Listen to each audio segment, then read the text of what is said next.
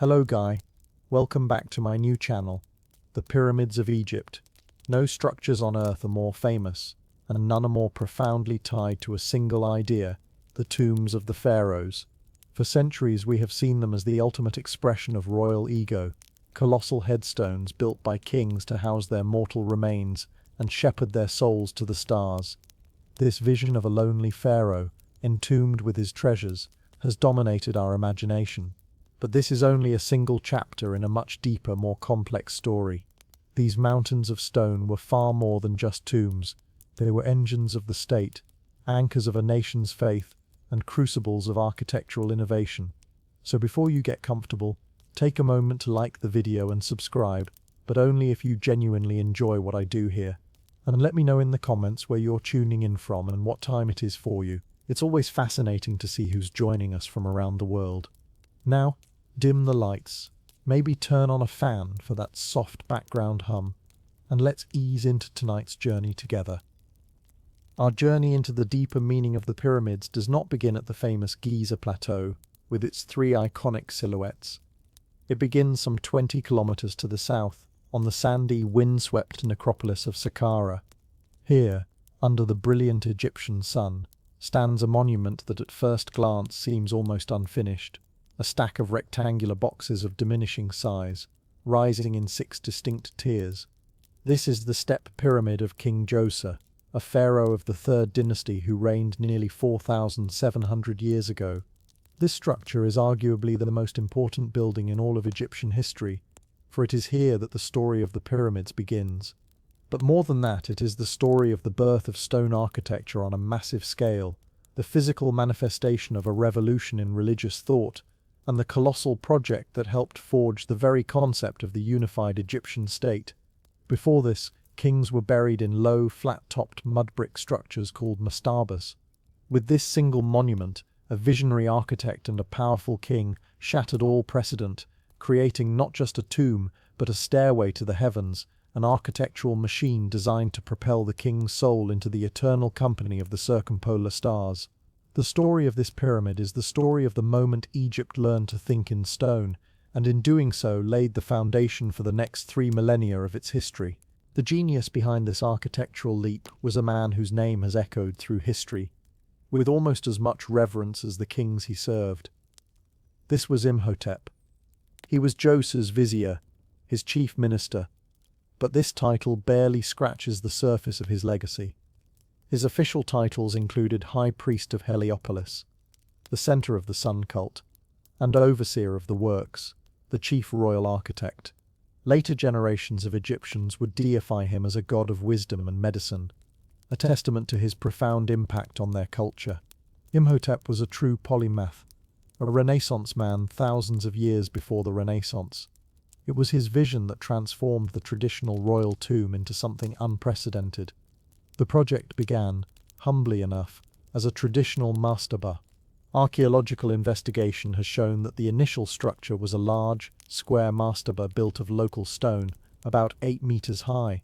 It was already larger and more ambitious than its mud brick predecessors, but it was still within the realm of established tradition. But it seems this was not enough for Imhotep or his king. They decided to expand. The first mastaba was enlarged, and then another, smaller one was built on top of it. This process was repeated, with each successive layer smaller than the one below, until the structure rose in its 6 iconic steps to a height of over 60 meters. This was not a random process. It was a conscious, deliberate evolution in design, a series of bold decisions to continually push the boundaries of what was possible. Imhotep was, in effect, inventing monumental stone architecture as he went along. He was solving immense structural and logistical problems for the first time, learning the language of stone on an unimaginable scale. The choice of stone itself was revolutionary. While earlier tombs had incorporated some stone elements, they were primarily mud brick structures. Imhotep made the audacious decision to build the entire monument and its surrounding complex out of stone, specifically the local limestone of the Saqqara Plateau. This decision cannot be overstated. It was a conceptual leap. Mud brick was the material of the temporary, the architecture of the living. Stone was the material of eternity. By choosing to build the king's eternal home entirely of stone, Imhotep was making a powerful theological statement about the nature of kingship and the afterlife.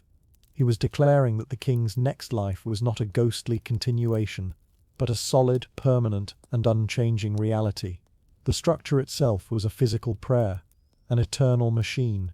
The Egyptians believed that the souls of their kings ascended to the heavens to join the imperishable stars, the circumpolar stars that never set below the horizon in the northern sky. The shape of the step pyramid was a literal physical representation of this journey. It was a stairway, a ramp, a tangible connection between the earthly realm and the celestial one. Each night, as the circumpolar stars wheeled around the celestial pole, the soul of the deceased Josa could use this stone staircase to ascend and join them, participating in the eternal, unchanging rhythm of the cosmos. This was not just a burial place, it was a resurrection machine. The pyramid itself, though the centerpiece, was only one part of a much larger, incredibly complex ritual landscape that Imhotep designed. The entire complex was enclosed by a massive limestone wall, over 10 meters high and more than 1.5 kilometers in length.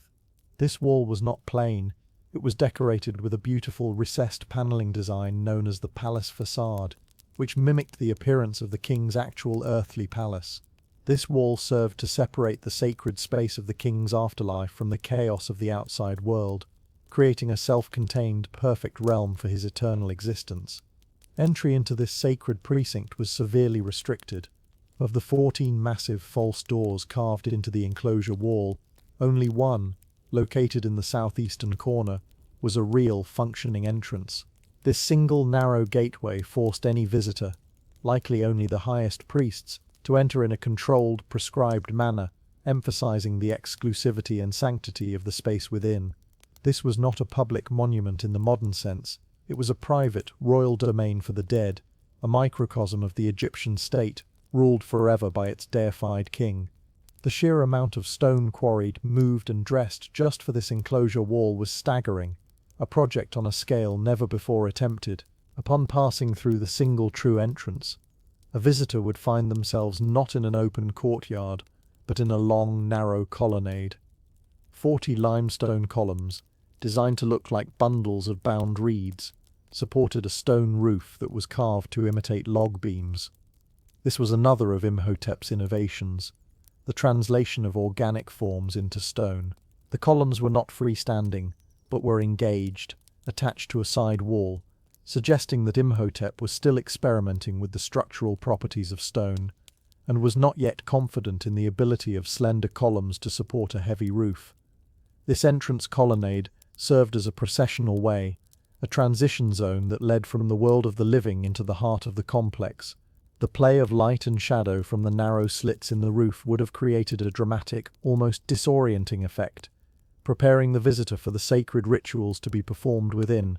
At the end of the colonnade, one would emerge into the great south court, a vast open space dominated by the towering pyramid itself. This court contained a series of curious, solid, D-shaped structures, which are believed to be territorial markers associated with the Sed festival, one of the most important rituals of Egyptian kingship. The Sed festival, or Royal Jubilee, was an ancient and vital ritual designed to rejuvenate the aging king and magically renew his power and vitality, and by extension the vitality of the entire nation. It was typically celebrated after a king had reigned for 30 years, and then more frequently thereafter. During the festival, the king would perform a series of complex rituals, including a ceremonial run around a course marked by territorial cairns, to demonstrate his physical fitness to rule. What Imhotep did at Saqqara was revolutionary. He built a permanent, stone version of the Sed festival court. He created an eternal stage for an eternal jubilee. This meant that the soul of King Josa could, for all eternity, perform the rituals of the Sed festival, endlessly renewing his power and his reign in the afterlife. The Heb-Sed court, located to the east of the main courtyard, is a breathtaking architectural fantasy. It is lined with a series of dummy chapels, intricate stone buildings representing the shrines of the gods of Upper and Lower Egypt. These are not functional buildings, they are solid stone models, eternal effigies of architecture. Inside each chapel is a small, cramped niche, just large enough to hold a statue of the deity. By creating this permanent, unchanging festival ground, Imhotep ensured that Djoser's reign would never truly end, his power perpetually renewed in his stone kingdom. This theme of creating permanent, stone versions of temporary, organic structures is a defining feature of the entire complex. Imhotep and his architects were essentially petrifying the world of the living for the king's eternal use. We see this in the columns designed to look like bundles of reeds or the fluted columns that mimic papyrus stalks. We see it in the stone roof, carved to look like wooden logs. We even see it in the meticulously carved stone hinges on dummy doors that were never meant to swing. This was not a lack of imagination, it was a deeply magical act. The Egyptians believed in the power of imitation to create reality. By building a perfect stone replica of a ritual space or a palace, they believed it would function for the deceased king for all eternity. The north and south houses, two larger buildings in the complex, are further examples of this. They are intricate stone models of the temporary wooden mat pavilions that would have been used by the king during his life. Their delicate fluted columns and curved roofs, all carved from solid limestone, are breathtaking in their craftsmanship. This entire complex was not just a tomb, it was a complete, functioning, eternal world for the king, a petrified Egypt over which his spirit could preside forever. Deep beneath the pyramid, a labyrinthine network of tunnels and chambers was carved out of the bedrock. This subterranean world was as important as the structure above. A central shaft, 28 meters deep, led to the king's burial chamber.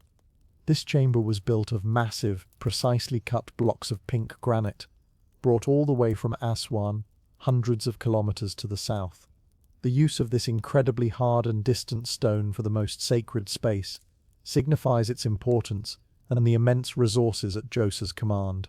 This granite vault was designed to be the ultimate, impregnable container for the royal burial.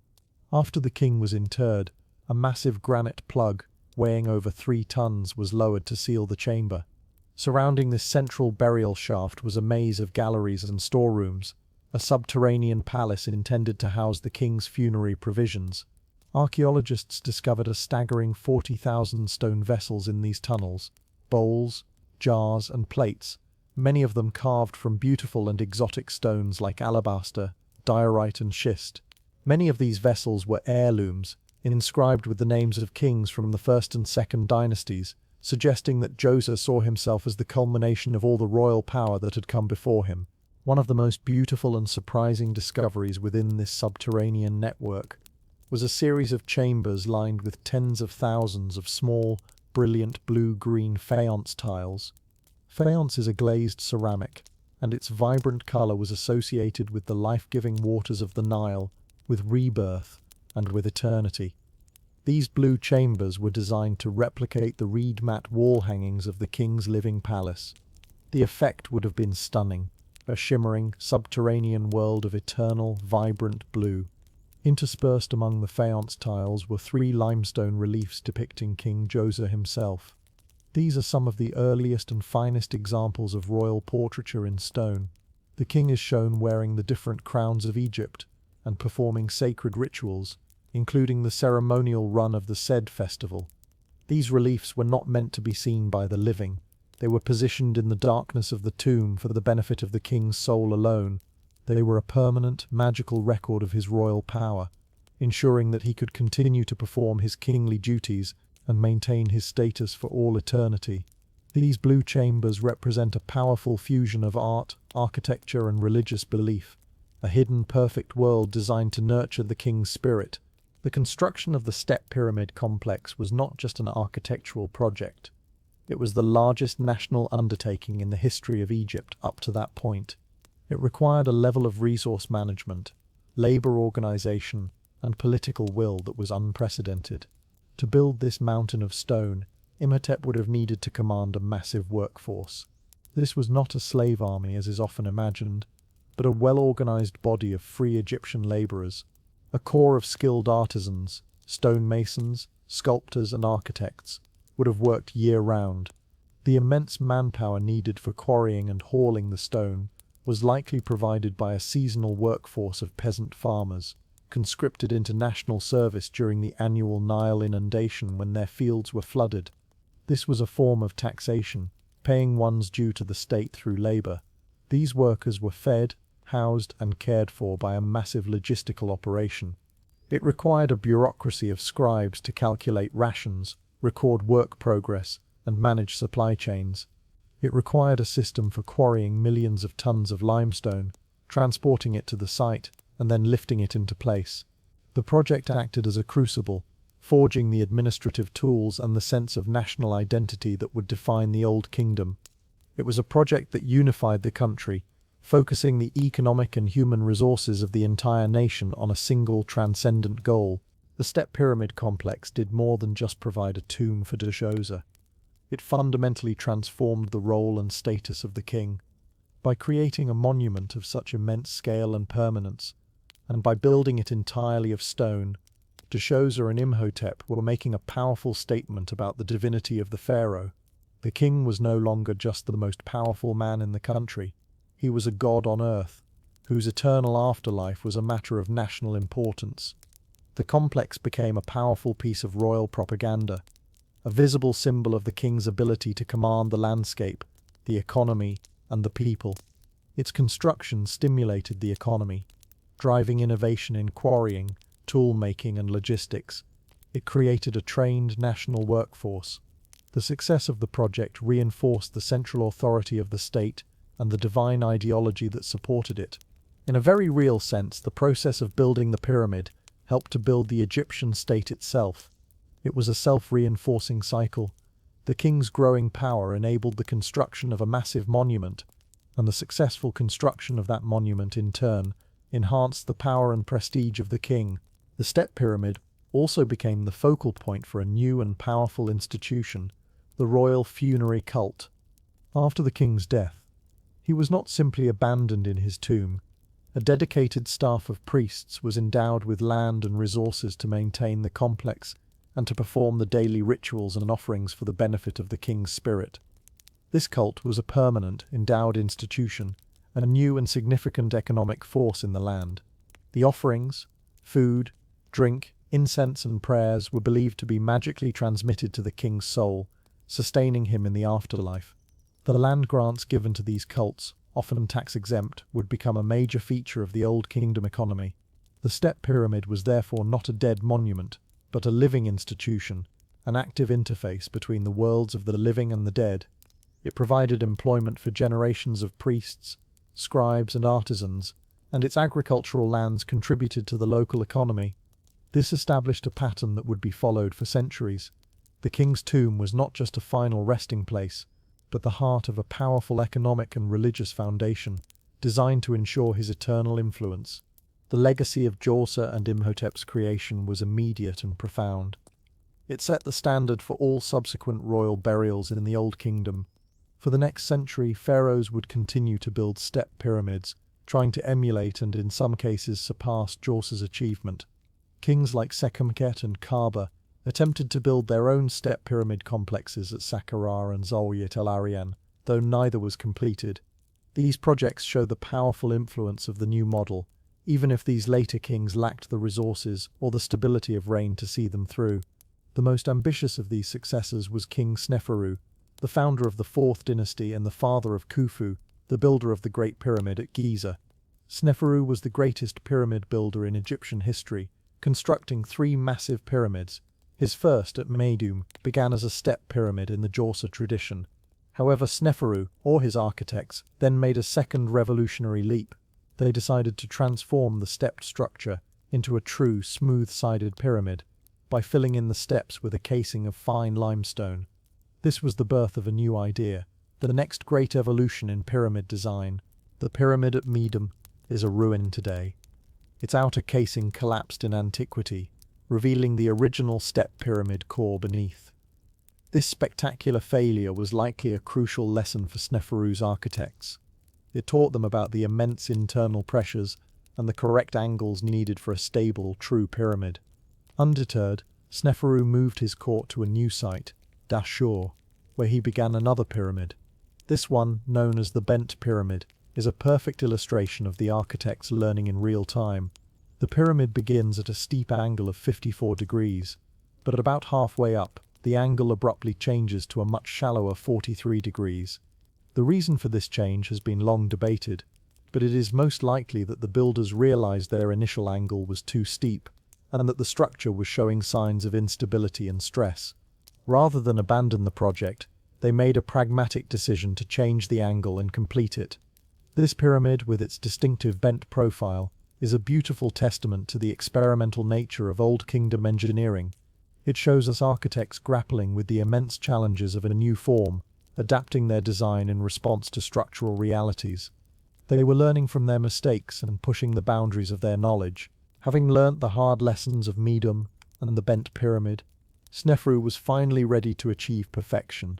His third and final pyramid, the North Pyramid at Dashur, also known as the Red Pyramid for the warm colour of its core limestone blocks, is the world's first successful, true, smooth-sided pyramid. It rises at the same shallow, stable angle of 43 degrees that was used for the top section of the bent pyramid. It is a massive, serene, and beautifully proportioned monument, a culmination of a lifetime of architectural experimentation. With this pyramid, the transition that began with Imhotep's stacked mastabas was complete. The stairway to the heavens had evolved into a new and even more powerful symbol, the rays of the sun. The true pyramid was seen as a petrified ramp of sunlight, a solid representation of the sun's rays shining down to earth, upon which the king's soul could ascend directly to the sun god Ra, the supreme deity of the Old Kingdom. This theological shift, from a stellar to a solar destiny, was profound, and it was embodied in this new, perfect geometric form. Snefru's relentless drive and vast expenditure of resources had not only created three immense monuments, but had also perfected the architectural and theological model that would be inherited by his son Khufu. The step pyramid at Saqqara was therefore the wellspring from which all subsequent pyramid building flowed. It was the beta test for a new kind of architecture and a new concept of the state. Its influence can be seen in every aspect of the great pyramids that followed. The concept of a vast enclosed complex with multiple ritual buildings, the orientation of the pyramid to the cardinal points, the use of a causeway connecting to a valley temple near the Nile. All these essential elements of the Giza pyramids have their origins in Imhotep's design. The organizational structure required to build Giza was forged in the process of building Saqqara. The skills of the stonemasons, the knowledge of the architects, the efficiency of the bureaucracy, all were developed and honed on Djoser's project. Without the step pyramid, there could be no great pyramid. It was the necessary first draft, the bold experiment that made the later masterpieces possible. It represents a pivotal moment when the trajectory of Egyptian civilization was set, a moment when human ambition, religious fervor, and architectural genius converged to create something entirely new under the sun. Looking back at the step pyramid today, we see more than just an ancient tomb. We see the birth of an idea. We see a society organizing itself in a new way, mobilizing its resources on a scale previously unimaginable to create a monument that was both a statement of power and an act of faith. It was a declaration that the state had the ability and the divine mandate to alter the landscape itself, to build mountains of stone that would challenge the authority of time. The pyramid and its complex served as a unifying project, binding the people of the two lands of Upper and Lower Egypt together in a shared national enterprise. It was a physical manifestation of the contract between the king and his people. He would maintain the cosmic order and ensure their prosperity, and they in turn would labor to ensure his eternal life, upon which their own well-being depended. This monumental undertaking was not a frivolous waste of resources. It was a powerful investment in the ideology that held the nation together. It was the project that transformed Egypt from a kingdom into a true nation-state. The economic impact of this single project would have been immense, rippling through every level of society. The demand for materials spurred the growth of quarries and mines. The need for tools created work for coppersmiths and carpenters. The logistics of feeding and housing tens of thousands of workers required a massive increase in agricultural production and a sophisticated distribution network. The project created a new class of professional architects, engineers, and administrators, whose skills were then passed down through generations. The endowed funerary cult established a new economic model. turning a religious institution into a major landowner and employer. In this sense, the pyramid was a massive public works project, an economic engine that stimulated growth and innovation.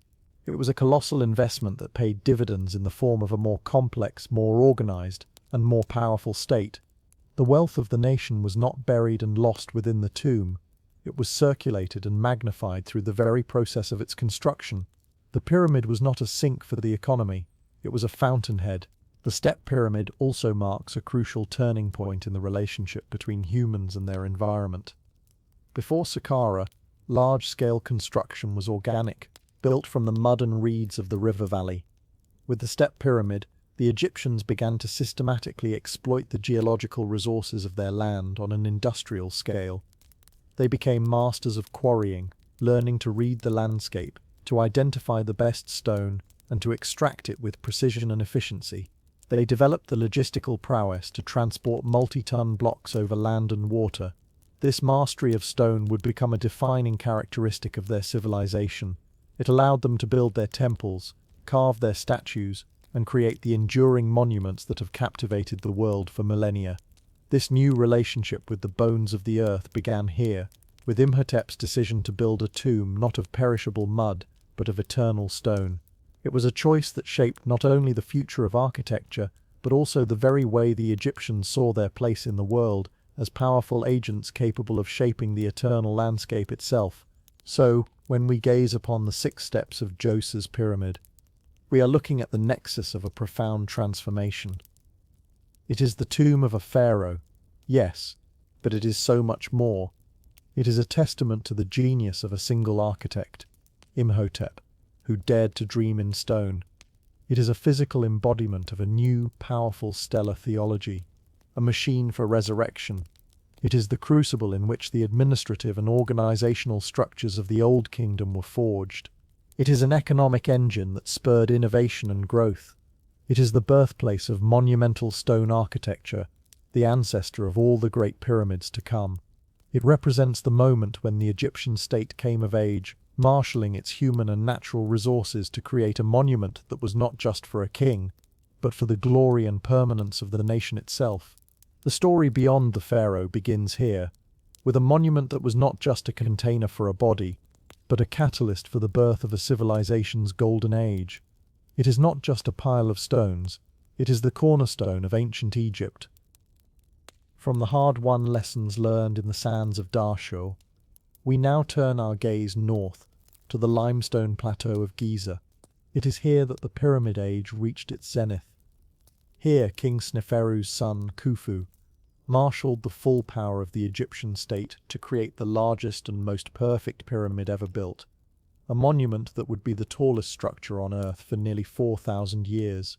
The Great Pyramid of Giza is so colossal, so precise, so iconic, that it has often been treated as something otherworldly, a thing apart from the civilization that created it. It has become a symbol of a single man's ambition, the ultimate tomb for a single pharaoh.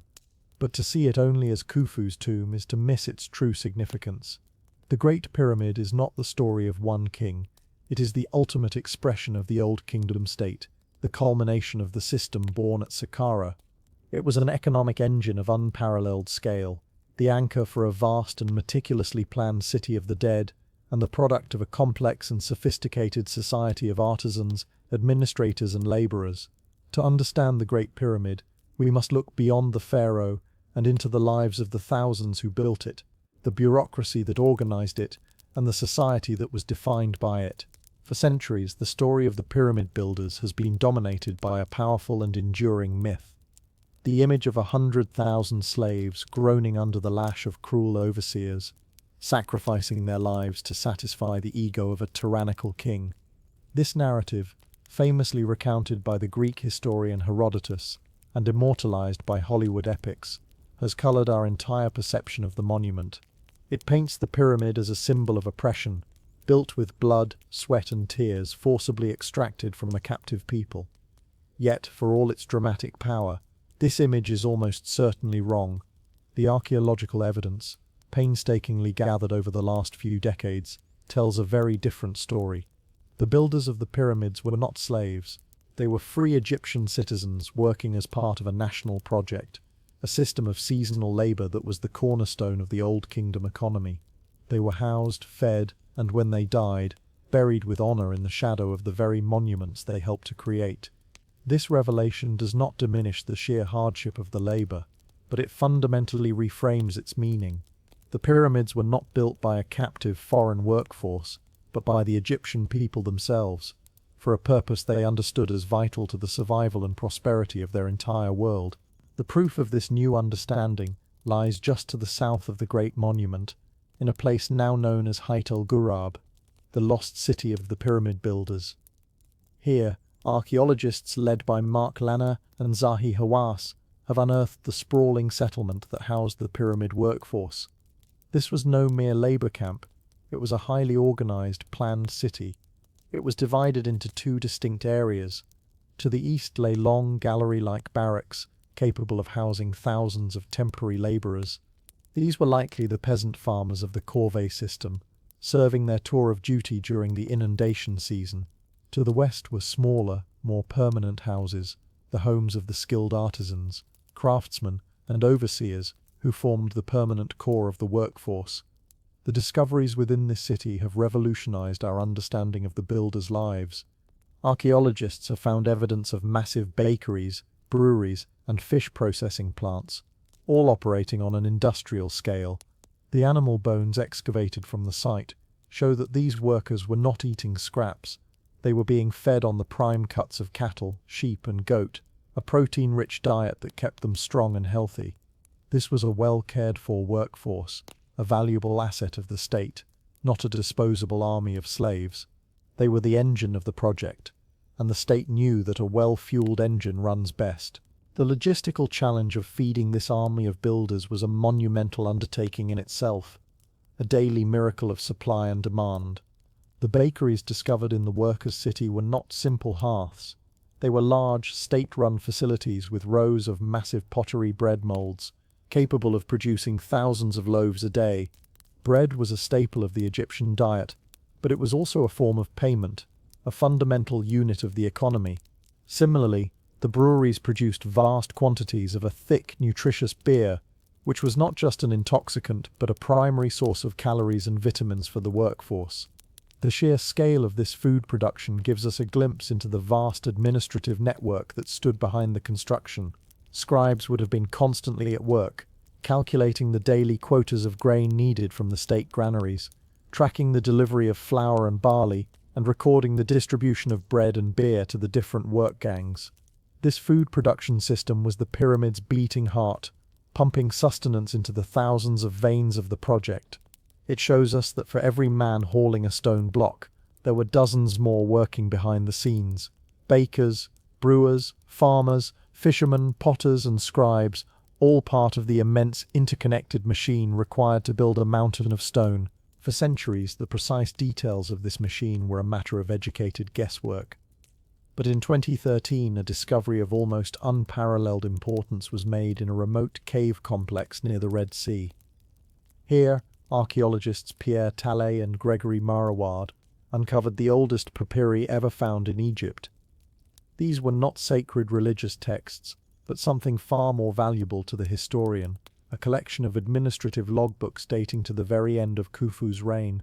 The most complete of these is the Diary of Mira, the personal journal of a mid-level official who was in charge of a team of about 40 elite sailors. For the first time, we have a first-hand account of the Great Pyramid's construction. Mira's log meticulously records the day-to-day activities of his crew. He describes their work in vivid detail, sailing their boats from the massive limestone quarries at Tura, on the opposite bank of the Nile, loading the fine white casing stones for the pyramid, and then transporting them to the Giza plateau. He mentions the names of his superiors, the rations his crew received, and the precise routes they took. This single document is a Rosetta Stone for understanding the pyramid's construction. It blows away the clouds of myth and speculation, revealing a project that was not mysterious or alien, but a masterpiece of human organization, administration, and logistics, all recorded with the methodical precision of an ancient project manager. Mira's diary confirms the central role of a feature that has long since vanished: a massive, man-made harbour and canal system at the foot of the Giza plateau. Giza was not chosen by accident. It was a high, solid plateau, safe from the floodwaters, but it was also close enough to the river for easy transport. Mera's papyrus describes delivering the Tura limestone blocks to a site he calls the Horizon of Khufu, which was likely the harbour complex at the entrance to the pyramid's causeway. Archaeologists have now identified the location of this vast basin, which would have filled with water during the annual inundation, allowing cargo boats to sail right up to the construction zone.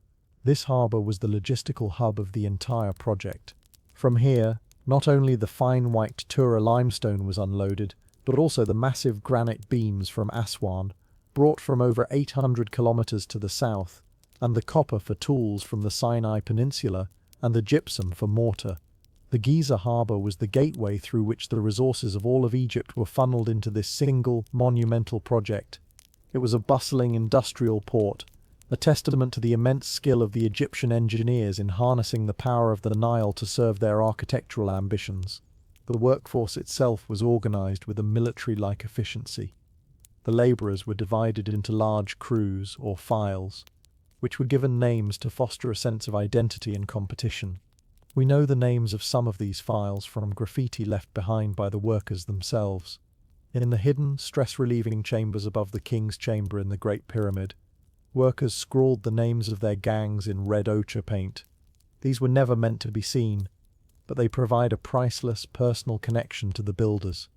We find names like the Friends of Khufu gang and the Drunkards of Menkori gang. This is not the language of oppressed slaves. It is the boisterous, proud language of teams of workers engaged in a common cause. These files were further broken down into smaller divisions and gangs, each with its own overseer. This cellular structure allowed the architects to manage a massive workforce with precision, assigning specific tasks to different groups and tracking their progress.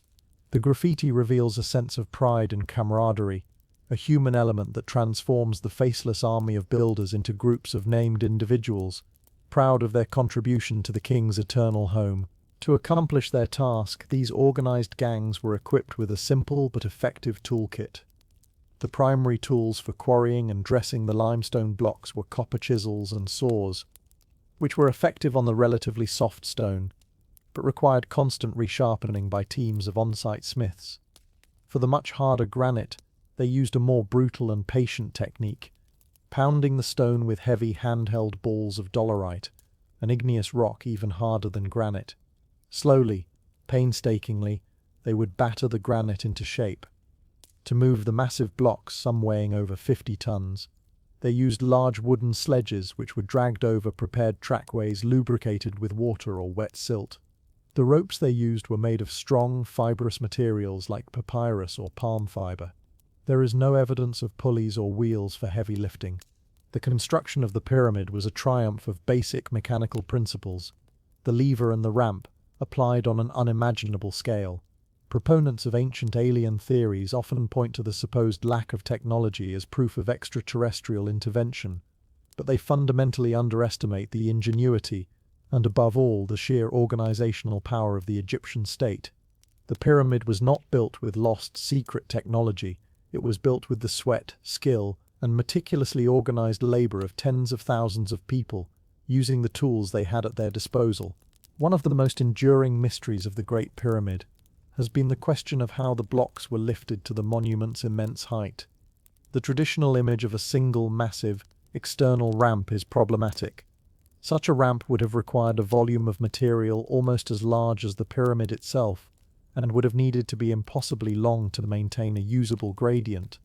In recent years, a more plausible theory has gained widespread acceptance, most famously championed by the French architect Jean-Pierre Houdin. He has proposed that the builders used a combination of a short, external ramp for the lower third of the pyramid, and then a spiraling internal ramp for the upper sections. Such a ramp, corkscrewing up within the body of the pyramid itself, would have allowed the builders to efficiently raise the blocks as the structure grew. This theory brilliantly explains certain anomalies, such as a mysterious notch found on one of the pyramid's faces and microgravity scans that have detected a spiral-shaped void inside the monument. It also proposes that the magnificent Grand Gallery, The long, corbelled hallway leading to the king's chamber was not just a passageway, but a key part of the construction machine used to house a massive trolley and counterweight system for hoisting the huge granite beams of the king's chamber into place. This theory paints a picture of a construction process that was not just about brute force, but was a sophisticated, evolving, and brilliantly engineered solution. The result of all this meticulous labor was a structure of breathtaking precision. The Great Pyramid is a masterclass in ancient surveying and mathematics. Its base is an almost perfect square, with the four sides measuring approximately 230 meters, and the difference between the longest and shortest sides being less than 20 centimeters. It is aligned to the four cardinal points with an accuracy of within 1/15 of a single degree. This was achieved by observing the stars, likely by tracking the rising and setting of a star and bisecting the angle to find true north. The outer casing stones, of which only a few remain, were cut and fitted with a precision that is still awe-inspiring today, with joints so fine that a knife blade cannot be inserted between them. This level of accuracy, achieved on a monument composed of over 2 million blocks, demonstrates that the project was guided not just by overseers with whips, but by a class of highly skilled architects, surveyors, and astronomers. They were masters of practical mathematics and applied geometry, capable of translating a perfect conceptual design into a physical reality of immense scale and precision. This was the intellectual power of the state made manifest in stone. The Great Pyramid did not stand in splendid isolation. It was the sacred center of a vast and highly organized urban complex for the dead, a necropolis that was in every sense a city. To the west of the pyramid lies the Western Cemetery, a huge grid-like arrangement of massive solid stone mastabas. These were the tombs of the highest officials of Khufu's court, his viziers, his chief architects, his high priests. The layout is rigid and uniform, a clear indication of a centrally planned and controlled design. To be granted a burial spot in the shadow of the king's pyramid was the ultimate honor, a sign of royal favor and a guarantee of sharing in the king's powerful afterlife. The size and location of one's tomb were directly proportional to one's rank and status in the courtly hierarchy. This necropolis was a stone model of the royal court, a perfectly ordered society designed to serve the king for all eternity. It was a city of the elite, a permanent testament to the power structure of the old kingdom. To the east of the pyramid lies another, equally important cemetery, this one reserved for the king's closest family members. Here we find three smaller queen's pyramids, the tombs of Khufu's wives and mothers, each with its own small chapel. Surrounding them are more rows of mastabas, these belonging to the king's sons and daughters, the princes and princesses of the royal bloodline. This eastern cemetery was the dynastic heart of the necropolis. The pyramid complex was not just about securing the afterlife of the king, but about ensuring the eternal survival of the entire royal dynasty. By placing his family around him, Khufu was creating a powerful, cohesive, eternal family, ensuring that the bonds of kinship and the royal succession would be maintained in the next world just as they were in this one. The entire layout of the Giza plateau was a carefully designed map of power, a diagram of the Egyptian state with the divine king at its absolute center, surrounded by his court and his family in descending order of importance. Perhaps the most poignant and revealing part of this entire city of the dead is the cemetery discovered near the workers' village.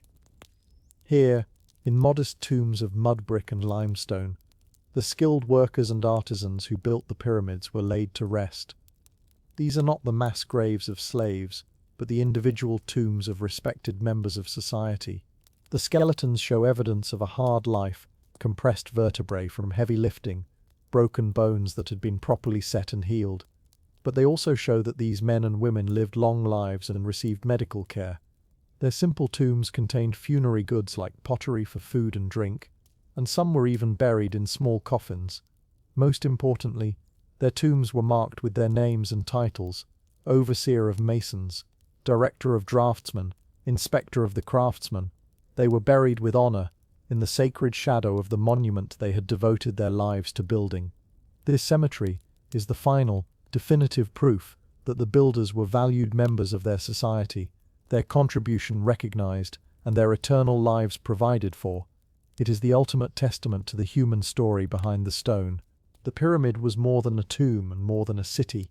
It was a functioning machine, a piece of sacred technology designed to interact with the cosmos. Its very shape, the true pyramid, was a solar symbol, a ramp of petrified sunlight for the king's soul to ascend to his father, the sun god Ra. Its alignment to the cardinal points integrated it into the cosmic order. But the most mysterious features are the so-called air shafts found within the king's and queen's chambers. These narrow, angled shafts, long thought to be for ventilation, do not lead to the outside face of the pyramid. Instead, they were carefully aimed at specific points in the northern and southern skies, as they would have been in Khufu's time. The southern shaft of the king's chamber pointed directly to the constellation of Orion, which the Egyptians identified with the god Osiris, the king of the dead. The northern shaft pointed to the circumpolar stars, the imperishables. These were not air shafts, they were star shafts, conduits for the king's soul to travel out from the heart of the pyramid to its celestial destinations, allowing him to join Osiris and the imperishable stars, fulfilling his divine destiny. The pyramid was an instrument of resurrection, a finely tuned cosmic engine. The pyramid was also the final destination of a long ritual journey. The complex began down at the edge of the harbour, with a valley temple. It was here that the king's body would have been received after its journey across the Nile. This temple was a place of purification and preparation, where the final rituals of embalming, particularly the opening of the mouth ceremony that magically restored the senses to the deceased, would have been performed. From the valley temple, a long covered causeway, its inner walls likely covered with painted reliefs, sloped up the plateau for nearly half a kilometre. This enclosed corridor created a sacred path, separating the funeral procession from the outside world and guiding it towards its destination. The causeway terminated at the mortuary temple, a large and complex building built directly against the eastern face of the pyramid. This entire architectural ensemble, valley temple, causeway, and mortuary temple, was a key part of the pyramid's function, creating a processional pathway from the world of the living to the threshold of eternity. The mortuary temple was the active, living heart of the pyramid complex. It was here that the enduring cult of the dead king was practiced. After the king was sealed within his tomb, the mortuary temple became the primary place of interaction between the living and the divine king. It was a fully functioning temple, with an entrance hall, an open courtyard, offering chambers, and a sacred sanctuary at its rear, right against the pyramid's face. Here, a dedicated priesthood, endowed by the king, would perform the daily rituals necessary to sustain his spirit, or ka, in the afterlife. They would present offerings of food, beer, wine, and incense before a statue of the king in the sanctuary. These physical offerings were believed to be magically consumed by the ka, providing the eternal sustenance he required. The mortuary temple ensured that the king was not forgotten. It transformed the pyramid from a static monument into a dynamic center of religious activity, a place of perpetual care and worship that would, in theory, function for all eternity. To fund this perpetual care, the pyramid complex was established as a massive economic foundation. The king would endow his pyramid cult with vast tracts of agricultural land from all across Egypt. These lands were often made tax-exempt, and were cultivated by local farmers, with a portion of the produce sent to the pyramid complex to supply the offerings and to feed the priests and staff who managed the institution. This system effectively turned the pyramid into a powerful economic entity, a major landowner with its own dedicated resources. Over time, new towns called pyramid towns grew up around these endowments to house the farmers, priests, and administrators who served the cult of a particular king. The pyramid, therefore, had a profound and lasting impact on the economic and social geography of the nation. It was a mechanism for the redistribution of wealth, funneling agricultural surplus into a religious institution that, in turn, supported a whole community. This system shows the pyramid not as a drain on the economy, but as a central organizing principle of it. However, this very system contained the seeds of its own demise. As king after king built his own pyramid complex, each endowing it with vast estates, more and more of the nation's agricultural land and wealth were being transferred into the hands of the priesthoods and taken off the central tax rolls.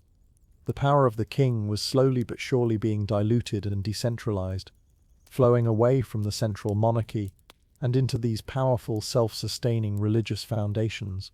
By the end of the Old Kingdom, the economic power of the various pyramid cults and the growing sun temples had become immense, while the relative power of the reigning pharaoh had diminished. The immense expenditure of resources on these colossal monuments, combined with the gradual erosion of the king's economic base, placed an unsustainable strain on the state. It is one of history's great ironies that the very monuments designed to express the absolute and eternal power of the king may have been a key factor in the eventual decline of that power and the collapse of the Old Kingdom. The pyramids, in a sense, became too successful for their own good. Despite their economic consequences, the pyramids played a vital role in creating a unified Egyptian identity. The construction of the Great Pyramid was a collective enterprise on a scale the world had never seen. It brought together tens of thousands of people from every corner of the nation, from the northern delta to the southern frontier. They worked together, lived together, and shared in a single overarching national goal. The finished monument became a powerful permanent symbol of what they could achieve as a unified people under a divine king. It was a tangible representation of the stability and order, the mat that the pharaoh provided. It was a source of national pride, a wonder of their world that demonstrated their superiority and their special relationship with the gods. For millennia after they were built, the pyramids stood as the defining symbol of Egypt, a constant reminder of the glory of their ancestors and the enduring power of their civilization. They were more than just tombs. They were the anchors of a national identity. Ultimately, we must confront the fact that when the Great Pyramid was first entered in recorded history, by the Caliph al-Ma'mun in the 9th century CE, it was found empty. The massive granite sarcophagus in the king's chamber was open and vacant. This has led to endless speculation about secret chambers and hidden treasures. But it is far more likely that the tomb was robbed in antiquity, perhaps within a few generations of the king's burial, by those who knew its secrets. Does this mean the pyramid was a failure? If we see it only as a secure vault, then yes. But if we see it through the lens of all its other purposes, the answer is a resounding no. The pyramid's true purpose was not just to protect a body, but to serve as a cosmic engine for resurrection, an economic foundation for the state, a unifying symbol for the nation, and the eternal anchor for a city of the dead. In these roles it was a profound success. The treasure was not what was placed inside it. The true treasure was the complex, organized and powerful civilization that was created in the process of building it. The legacy of the Great Pyramid is not a golden hoard, but the enduring civilization of ancient Egypt itself. For centuries, the pyramids kept their deepest secrets locked in silence. From the outside, they were mute, geometric mountains of stone. The Great Pyramids of the 4th Dynasty, like those at Giza, were built without a single inscription on their interior walls, their sterile emptiness inviting endless speculation. This silence led many to believe that the pyramids were enigmatic puzzles, devoid of any written clue to their purpose. But in 1881, that silence was shattered forever. A French archaeologist, Gaston Maspero, working at the necropolis of Saqqara, forced his way into a smaller, unassuming pyramid belonging to a late Old Kingdom pharaoh named Pepi I. Inside, he was met with a sight that defied all expectation. The walls of the burial chamber and antechamber were not bare. They were covered, from floor to ceiling, with thousands of meticulously carved hieroglyphs, painted a vibrant blue-green to imitate life. This was the discovery of the pyramid texts, the oldest collection of religious writings known to humankind. These were not historical records or king lists. They were spells, hymns, and magical incantations, a detailed instruction manual for the king's soul. For the first time, the pyramids began to speak, and the story they told was of a universe filled with magic, gods, and a destiny written in the stars. The discovery sent shockwaves through the world of Egyptology. Maspero, along with his colleagues, soon found similar texts inside the pyramids of other late Old Kingdom rulers, including Unas, Teti, Pepi II, and Merendra.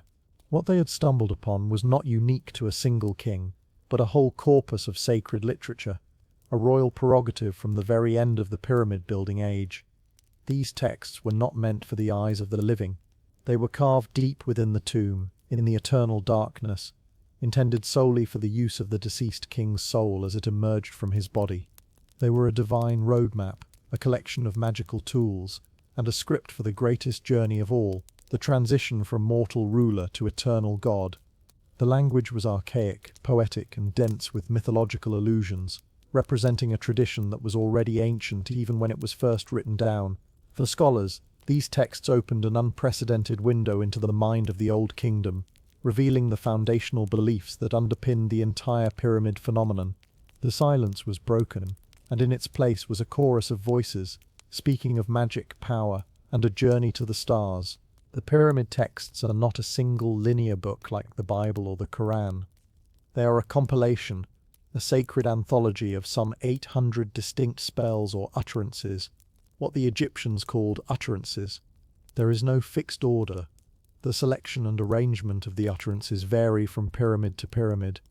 Each utterance is a self-contained unit, a specific spell for a specific purpose. Some are powerful protection spells, designed to ward off threats in the afterlife, particularly snakes and other dangerous creatures. Others are hymns of praise to the gods, intended to win their favor.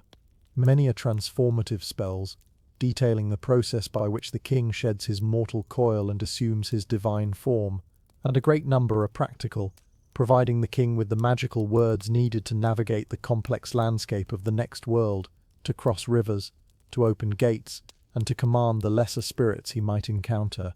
The texts provide the king with everything he needs to not just survive the afterlife, but to conquer it, to arrive not as a supplicant, but as a being of immense power ready to take his rightful place among the gods.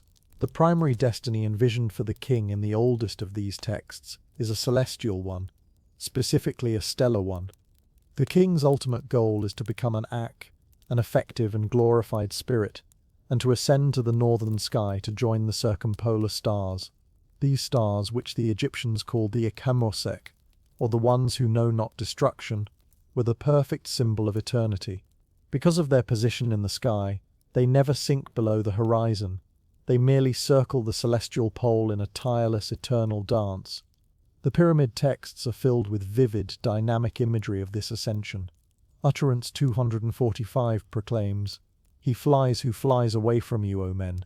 He is no longer upon earth, he is in the sky." The texts describe multiple methods for this journey. The king might fly as a bird, a falcon, or a scarab beetle. He might ascend on the smoke of incense from the great offering. Or, most famously, he might climb a celestial ladder. Utterance 304 states, "The sky has been grasped, the earth has been grasped, the ladder has been grasped by the hand of the king. Hail to you, ladder of the god! Hail to you, ladder of Seth! Stand up, ladder of the god, that the king may ascend upon you to the sky." This imagery of a ladder to the heavens is a powerful and direct explanation for the form of the earlier step pyramids, a physical manifestation of the vertical journey described in the texts. This stellar destiny is not just described in the texts, it is deeply embedded in the very architecture of the pyramids built before the texts were ever inscribed. As we have seen, the so-called star shafts in the Great Pyramid of Khufu are angled precisely to point towards the circumpolar stars in the northern sky, and to the constellation Orion in the south.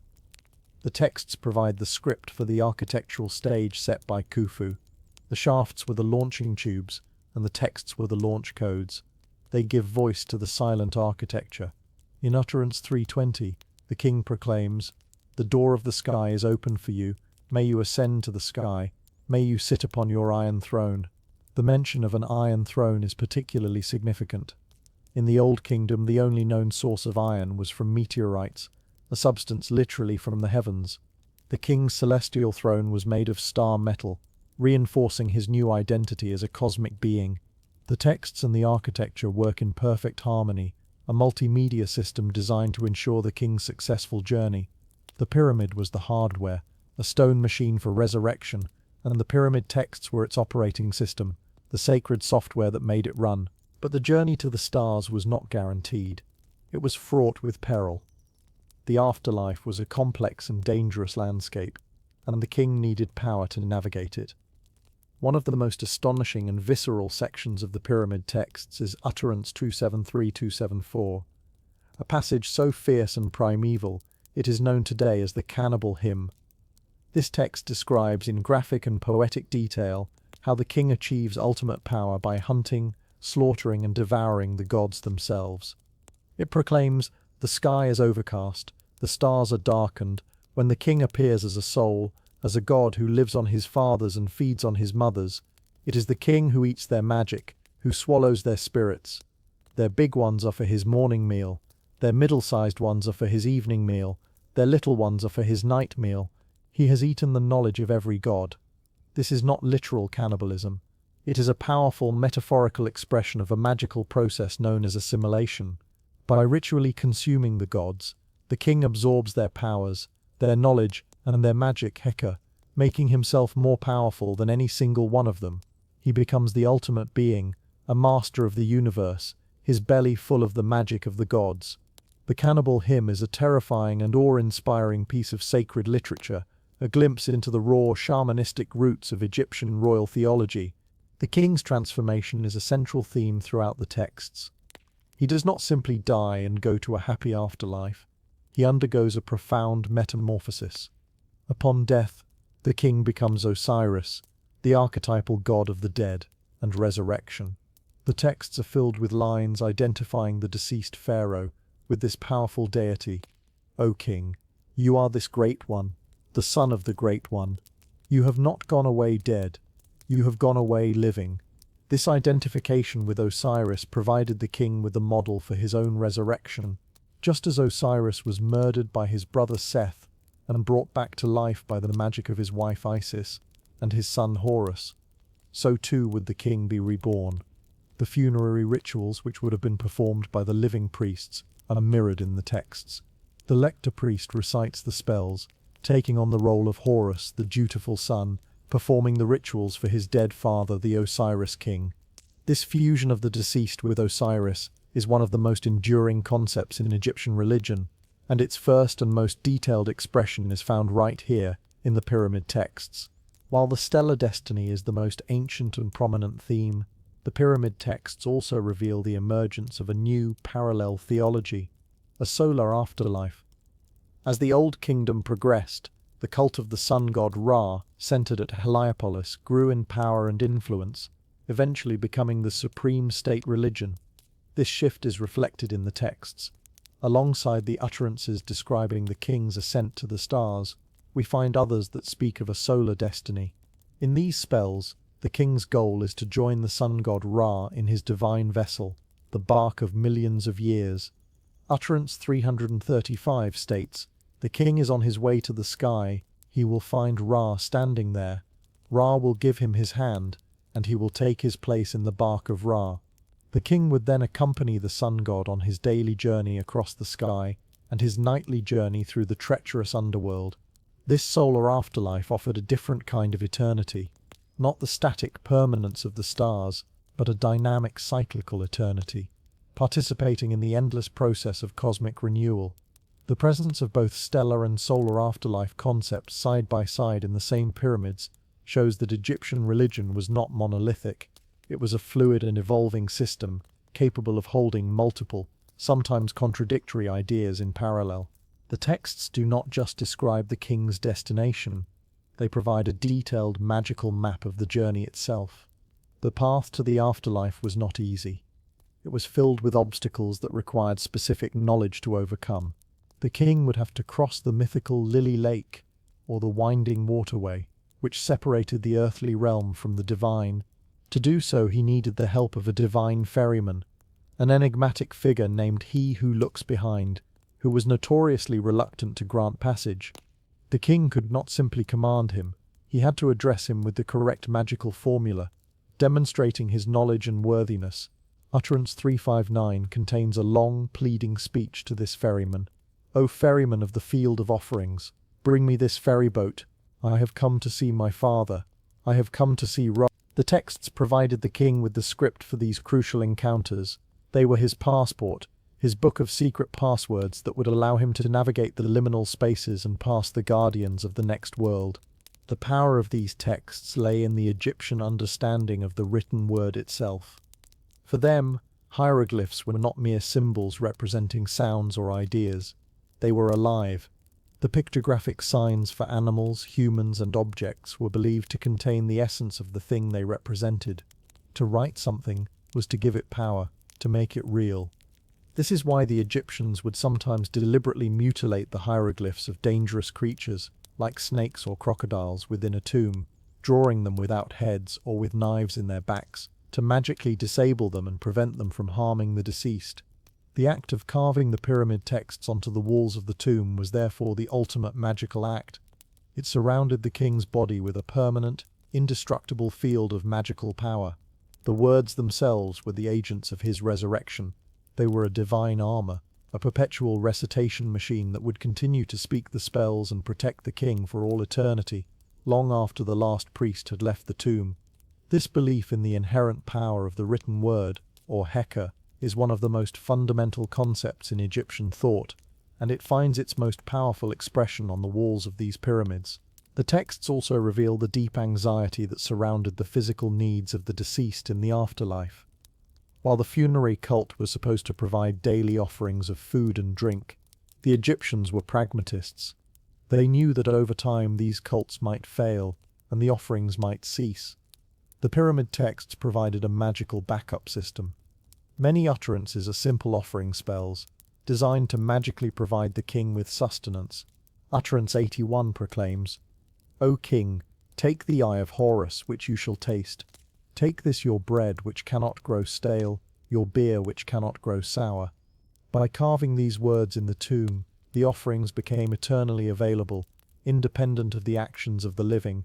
Some spells go even further, promising the king that he will feast on the bread of heaven and drink from the celestial streams. This magical provisioning ensured that the king's cow would never go hungry or thirsty, guaranteeing his survival, even if his earthly cult was forgotten. It was a divine insurance policy, written in stone. The theological concepts laid out in the pyramid texts were not just for the benefit of the king. They had profound implications for the entire nation. The king's successful transformation into a divine being was essential for the maintenance of Ma'at, the cosmic principle of order, truth, and justice. The king was the link between the human world and the divine realm. By successfully navigating the afterlife and joining the gods, he ensured that this connection remained strong. His continued existence as a powerful cosmic entity helped to guarantee the rising of the sun, the flooding of the Nile, and the prosperity of the land he had left behind. The texts, therefore, are not just about personal salvation, they are about cosmic stability. The spells that empower the king also empower the nation.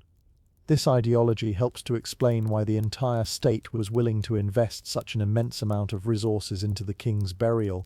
His personal eternity was a national concern, a prerequisite for their own continued well-being. The language of the pyramid texts is as remarkable as their content.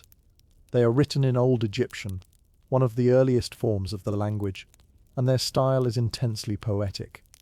The scribes who composed and compiled them were masters of rhetoric and literary effect. They used parallelism, where lines are structured in a similar grammatical or conceptual way to create a powerful rhythm. For example, his mother, the sky, has borne him. His father, the earth, has engendered him. They employed vivid metaphors and similes, comparing the king to a soaring falcon, a powerful bull, or a sharp star. Puns and wordplay were also common, as the Egyptians believed that similarity in sound could indicate a deeper, magical connection between words. This literary sophistication demonstrates that these texts were the product of a long and rich oral tradition, refined over centuries by priestly scholars before being committed to stone. They are not just magical formula, they are the first great masterpiece of Egyptian literature. The pyramid texts also give us a glimpse into the complex pantheon of ancient Egypt before it became fully standardized. While major gods like Ra, Osiris, Horus, and Thoth are prominent, the texts are filled with references to dozens of other, more obscure deities, spirits, and demons.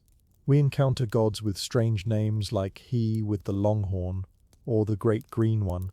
This reflects a more fluid and localized religious landscape, a world where local traditions and beliefs still held great sway. The texts were an attempt to create a comprehensive pan-Egyptian system, incorporating and harmonizing the various deities from across the two lands into a single unified vision of the afterlife, all centered on the person of the king. They are a snapshot of a theology in motion, a complex web of mythology being woven together into a coherent national religion. For over 400 years from the reign of Unas to the end of the Old Kingdom, the pyramid texts remained an exclusively royal privilege. Only the king, and occasionally his queen, were entitled to have these powerful spells inscribed in their tombs. They were the key to a divine, celestial afterlife, a destiny reserved for royalty alone. However, as the Old Kingdom collapsed and the central authority of the king weakened, this strict monopoly began to break down. In the succeeding period, the First Intermediate Period and the Middle Kingdom, a process of democratization of the afterlife began. The sacred spells once reserved for the pharaoh began to be appropriated by regional governors and high officials. These adapted texts, now written in ink on the inside of wooden coffins, became known as the coffin texts. They contained many of the same spells as the pyramid texts, but also included new material, reflecting the changing anxieties and beliefs of a new era. The legacy of the pyramid texts did not end with the coffin texts. This new tradition of writing funerary spells on personal items continued to evolve. By the time of the New Kingdom, some 500 years later, these collections of spells had been adapted once again, this time written on papyrus scrolls that could be purchased by anyone who could afford them. This became the famous Book of the Dead, more accurately titled the Book of Coming Forth by Day. Many of the core concepts and even some of the specific spells from the pyramid texts survived into the Book of the Dead, albeit in a modified form. The journey through the underworld, the judgment of the soul, the magical spells for protection and transformation, all these have their ultimate origin in the words carved on the walls of those Saqqara pyramids. The pyramid texts are therefore the foundational document, the source code, for the entirety of Egyptian funerary literature, a tradition that would last for over 2,000 years. The discovery of the pyramid texts fundamentally changed our understanding of the pyramids themselves. They were no longer silent, enigmatic monuments. They were libraries of sacred knowledge, architectural embodiments of a complex and sophisticated religious system. The texts provided the why for the what. They explained the solar and stellar alignments, the purpose of the different chambers and passages, and the deep theological reasoning behind the pyramid shape. They transformed the pyramids from empty stone shells into intricate machines for resurrection, whose every feature was charged with meaning and purpose. The texts showed that the pyramids were not just the product of muscle and engineering, but also of a profound intellectual and spiritual effort. They were the meeting point of Egypt's greatest technical and theological achievements. Today, as we read translations of these ancient utterances, we are granted an intimate connection with the most distant past. We can hear the voices of the priests, the hopes of the kings, and the deep-seated anxieties of a people grappling with the ultimate mystery of death. The texts reveal a worldview that is both alien and strangely familiar. The specific gods and myths may be foreign to us, but the underlying desires are universal. The desire for survival, the fear of the unknown, the hope for reunion with loved ones, and the belief in a reality beyond the confines of our mortal lives. The texts are a testament to the power of human imagination to confront oblivion and to construct a vision of eternity that is both beautiful and terrifying. They are a reminder that long before our modern religions, our ancestors were already asking the same fundamental questions and seeking answers in the stars. The vibrant blue-green color of the hieroglyphs, a color chosen to mimic life and water and eternity, has long since faded from most of the pyramid walls. But the words themselves remain, their elegant forms cut deep into the eternal stone. They are a message from the dawn of recorded human consciousness. They tell us that the first soul, the first human spirit whose journey was meticulously mapped and recorded, was a royal one. And its destiny was not to be found in a golden paradise or an earthly garden, but in the cold, clear, unchanging darkness of the night sky. The pyramid texts are the ultimate proof that the pyramids were built to look beyond the pharaoh, beyond the earth, and beyond death itself. They were built as launching pads to the cosmos, and the texts were the sacred words that would ignite the engine and send the king's soul soaring into the eternal fire of the stars. In the grand narrative of the pyramids, our eyes are inevitably drawn to the colossal monuments of the kings. We speak of Khufu, Khafre, and Menkaure, of Unas and Pepi. Their stories are written in millions of tons of stone, their power etched against the sky. But in the long imposing shadow of these royal mountains stand other, smaller pyramids. For centuries they were treated as little more than architectural afterthoughts, the subsidiary tombs of the king's consorts, dutifully placed beside their powerful husbands. They were seen as footnotes to a masculine story of power and eternity. But these smaller structures hold the key to one of the most fascinating and underappreciated stories in Egyptian history, the rise of the queen. These are not just the tombs of wives, they are the architectural manifestation of a unique and powerful female office, a testament to the evolving political and theological importance of the royal women who bore the heirs to the throne.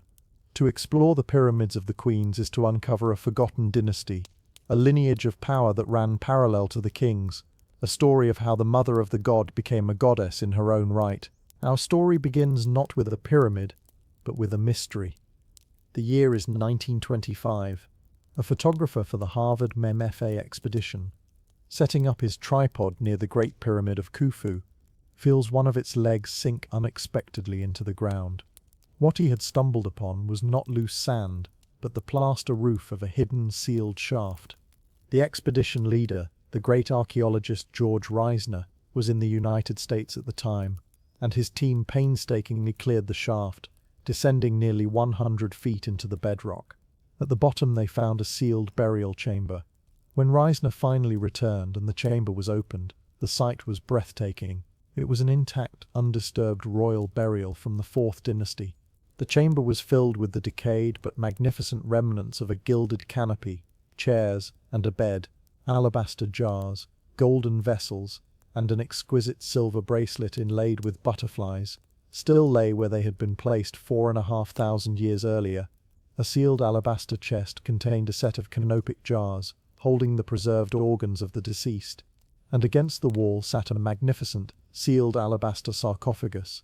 The inscriptions identified the owner, Queen Hetepheres I, the wife of Sneferu and the mother of King Khufu. They had found the original burial of the mother of the man who built the Great Pyramid. The excitement was immense. Reisner and his team prepared for the grand opening of the sarcophagus, a moment that promised to reveal the mummy of this powerful queen. In front of esteemed officials and dignitaries, the heavy lid was slowly raised, but inside there was nothing. The sarcophagus was completely empty. The mystery deepened. Why would a queen be given such a lavish, intact burial, complete with her preserved organs in canopic jars, but with no body in her coffin? Reisner developed a complex but plausible theory. He believed that Hetepheres was originally buried near her husband Sneferu at Dashur. Her tomb was robbed shortly after her death, with the thieves making off with her body and its precious jewelry. When this desecration was discovered, King Khufu, her son, was devastated. To hide the humiliating truth that his mother's body was lost, he staged a secret reburial at Giza, transferring all her remaining funerary equipment to this new unmarked shaft tomb and sealing the empty sarcophagus as if nothing had happened. This single discovery tells us so much about the status of the queen. She was not just a wife, she was the king's mother, a title of immense prestige. Her eternal well-being was a matter of state importance, justifying a massive effort by her son to secure her afterlife, even after her body was gone. Hetepheres may not have had a pyramid, but her extraordinary hidden tomb is the first great testament to the power of the queen, alongside his own colossal pyramid. Khufu did grant his queens the honor of pyramid tombs, establishing a model that would be followed for generations. To the east of the Great Pyramid stand 3 small subsidiary pyramids, lined up in a neat row. These are conventionally known as the Pyramids of the Queens. They are tiny in comparison to their neighbor, each less than a 50th of its volume. They were not just smaller, they were architecturally simpler, lacking the complex internal passages of the king's tomb. These were the eternal homes of Khufu's wives. including the mother of his successor, Gedefre. To be buried here right next to the divine king was a singular honor, a way of ensuring that the queen would be part of his eternal court. Yet the arrangement also speaks volumes about the hierarchy of power. The queen's afterlife was entirely dependent on and subordinate to the king's. She was a satellite to his star, her eternal destiny tied to his.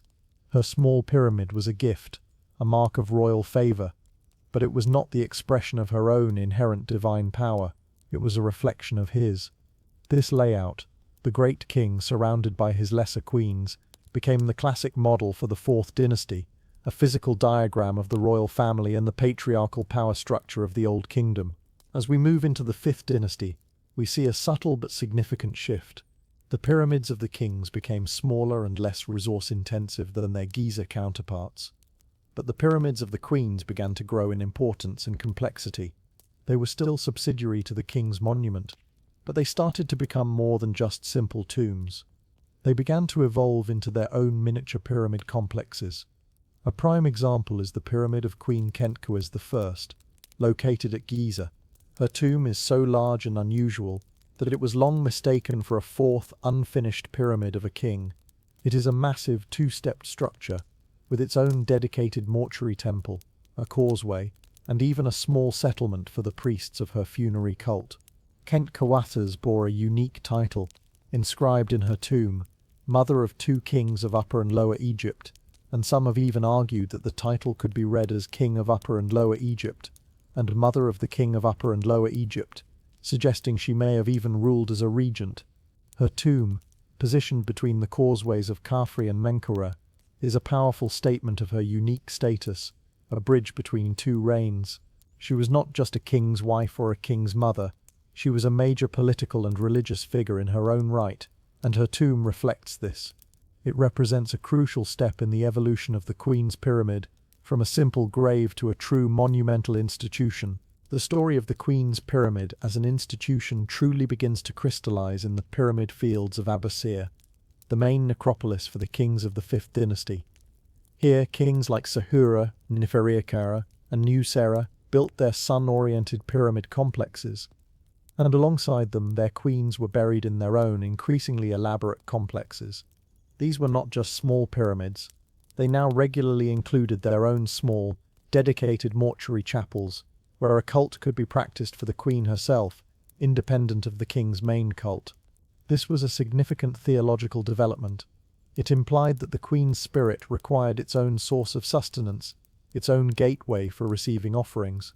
Her afterlife was still linked to the king's, but it was becoming semi-detached, her eternal well-being no longer entirely dependent on the rituals performed for him. This architectural evolution reflects the growing importance of the office of the queen. As the solar theology of Ra became dominant, the king was increasingly seen as the physical son of the sun god. Logically, the woman who gave birth to him, the king's mother, took on a new and profound religious significance. She was the mortal vessel through which the divine entered the world, the human link in the celestial chain of succession. We must now turn to the necropolis of Saqqara once more, for it is here, during the late 5th and 6th dynasties, that the Queen's Pyramid reaches its ultimate apotheosis. This is where the story moves beyond architecture and into the realm of sacred literature. In the Pyramid of Unas, the last king of the 5th dynasty, the pyramid texts appeared for the first time, covering the walls of his burial chamber. For his reign, this divine roadmap was an exclusively royal privilege. His queen Nebet was buried in a mastaba nearby, her tomb solid and silent. But in the next dynasty, the 6th, something extraordinary happened. As we saw, kings like Pepi I continued the tradition of inscribing the pyramid texts in their tombs. But Pepi I also built pyramids for his queens, including his influential wife Ankisen Pepi II. And when archaeologists entered the ruins of these queens' pyramids, they found that the walls of their burial chambers were also covered in the sacred blue-green hieroglyphs of the pyramid texts. This was a theological revolution, the secret royal passport to a divine celestial afterlife. The powerful spells once reserved for the god-king alone were now being granted to his mother. The pyramid of Queen Ankhesempepi II at Saqqara is a prime example of this profound shift. She was a woman of immense influence, the wife of Pepi I, and after his death, the wife of his successor Mirenre. Most importantly, she was the mother of the future king Pepi II. She effectively served as regent for her young son, ruling Egypt in his stead until he came of age. Her political power was real and undeniable, and her tomb reflects this. She was buried in a pyramid complex that was nearly as grand as that of some of the earlier kings, and crucially, her burial chamber was filled with a customized selection of the pyramid texts. The inclusion of these texts was a statement of immense significance. It meant that the queen was no longer just a companion for the king in the afterlife. She was now seen as a divine being in her own right, capable of undergoing the same powerful transformation as the king himself. She too could become an Osiris. She too could ascend to the stars. She too could join the sun god in his celestial bark. This was the ultimate democratization of the royal afterlife, a sharing of the most potent state secrets with the queen. The texts found in the queen's pyramids are not simply identical copies of those in the king's. They were often carefully edited and adapted to suit a female recipient.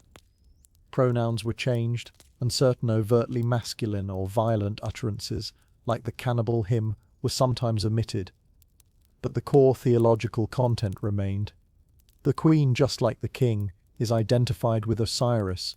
She is promised resurrection and a glorious ascent to the heavens. Some utterances seem particularly poignant for a female occupant.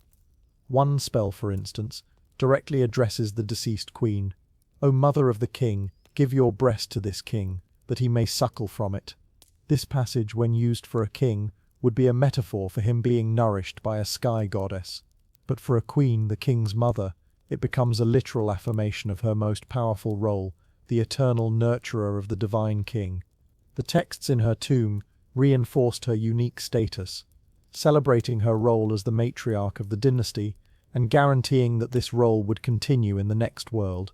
The pyramid complex of Queen Neith, one of the wives of Pepi II, provides perhaps the most complete and beautiful example of a 6th dynasty queen's pyramid. Her small complex is like a miniature version of the king's. It has a small pyramid, a causeway, and a wonderfully preserved little mortuary temple. The temple contains an entrance hall, an open courtyard with columns, offering chambers, and a sanctuary. The walls were once covered in fine reliefs, showing the queen making offerings to the gods and receiving offerings herself. It is a fully functioning, self-contained religious institution, and deep within her pyramid, the burial chamber is covered with finely carved pyramid texts. The complex of Neith is a perfect microcosm of the queen's elevated status. She has her own pyramid, her own temple, her own priesthood, and her own copy of the sacred resurrection spells. She is the mistress of her own eternal destiny. This development can be seen as the logical endpoint of the process that began with Hetepheres. The power and prestige of the queen, particularly the king's mother, had grown so immense that she now required all the architectural and theological accoutrements of kingship itself. The question of why this happened is complex and likely has multiple answers. The growing political power of the royal women, especially those who served as regents for their young sons, is certainly a major factor. A woman like Ankesem Pepi II, who effectively ruled Egypt, could command the resources and the theological justification for a king-like burial. But there was also a deeper theological shift at play. As the Osiris myth grew in importance, the roles of the female deities in the story, particularly Isis, the wife of Osiris and mother of Horus, became more prominent. The queen, as the earthly counterpart of Isis, Hathor, was seen as the essential protector and nurturer of the Horus king. Her magical power was necessary for his successful transition to the afterlife. Granting her access to the pyramid text was not just a reward for her service, it was a way of ensuring that she would be an effective and powerful ally for her son in the next world. A divine mother protecting her divine son for all eternity. The texts empowered her to fulfill her mythological role. Just as with the kings, the pyramid complexes of these powerful 6th dynasty queens were economic institutions. Each queen's cult was endowed with its own agricultural estates, its own staff of priests, and its own revenue stream. These were not poor relations dependent on the scraps from the king's table. They were wealthy, independent foundations. The priests of the queen's cult were responsible for maintaining the rituals in her mortuary temple, providing the daily offerings that would sustain her car. The existence of these independent female cults shows a significant decentralization of royal wealth and power. It demonstrates that queens could now command a portion of the state's resources for their own eternal benefit. The charters and legal documents related to these endowments would have been stored in the temple archives, and the administration of these estates would have provided employment for scribes, overseers, and farmers. The Queen's Pyramid, like the king's, was an engine of economic activity, a permanent foundation that integrated religious belief with the practical realities of land management and agricultural production. The reliefs that once decorated the walls of these queens' mortuary temples provide a vivid picture of their perceived status. While many are now fragmentary, enough remains to see the iconography at play.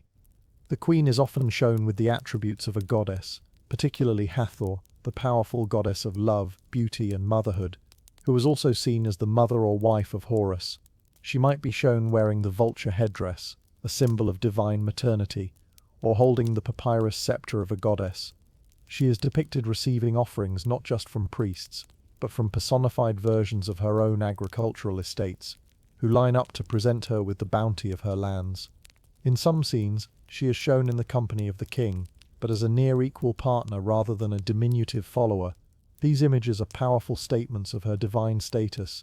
They show a woman who was not merely a mortal consort, but a sacred figure, a goddess on earth, whose role was essential to the proper functioning of the cosmos. The art of her temple was a visual complement to the sacred texts in her tomb, both working together to construct and affirm her divine identity. The interior design of the 6th Dynasty Queen's pyramids also reveals their newfound status. They often followed a standardized plan, a simplified version of the king's own pyramid. A descending corridor would lead to a small antechamber. To the east of the antechamber lay a small, plain chamber called the serdab, which may have housed a statue of the queen. To the west lay the burial chamber itself. This three-part layout, antechamber, burial chamber and serdab, was a classic feature of royal pyramids of the period. The burial chamber contained the stone sarcophagus, and was the room where the pyramid texts were most concentrated. The antechamber would also be inscribed, as would the corridor leading to it. The consistency of this design across several of the Queen's pyramids at Saqqara suggests a well-established architectural model, a canonical form for the tomb of a late Old Kingdom queen. It shows that her burial was not an ad hoc affair, but a planned, standardized process, reflecting her official and recognized position within the royal funerary landscape. The very act of providing a queen with a pyramid, no matter how small, was a significant drain on the resources of the state. It required its own workforce of masons and laborers, its own supply chain of stone and other materials, and its own team of architects and overseers. While these projects were dwarfed by the king's, they were still major construction projects. When you consider that a king like Pepi II had at least 3 of his queens buried in pyramids alongside his own, you begin to appreciate the immense logistical and economic commitment involved. The royal necropolis at South Saqqara from this period is a sprawling city of pyramids, a testament to the dynasty's obsession with securing the afterlife for the entire royal family. This multiplication of pyramid complexes, each with its own endowed cult, placed an increasing strain on the central economy. While it reinforced the prestige of the dynasty, it also contributed to the economic fragmentation that was slowly weakening the Old Kingdom from within. The very success and proliferation of the pyramid model, now extended to include the queens, may have been a factor in its eventual decline. With the collapse of the Old Kingdom, the great age of pyramid building came to a temporary end. But when the powerful kings of the Middle Kingdom resurrected the tradition, the nature of the queen's burial changed once again. The classic model of a large royal pyramid surrounded by smaller satellite pyramids for the queens was largely abandoned. Instead, the Middle Kingdom pharaohs, such as Senusret II at Lahern and Amenemhat III at Dashur, chose to bury their female family members, their wives, sisters and daughters within the confines of their own pyramid complexes. These tombs were not pyramids themselves, but shaft tombs, often located along the northern side of the king's pyramid. their entrances hidden beneath the courtyard pavement. This represents a significant ideological shift. The queen is no longer the semi-independent ruler of her own little complex.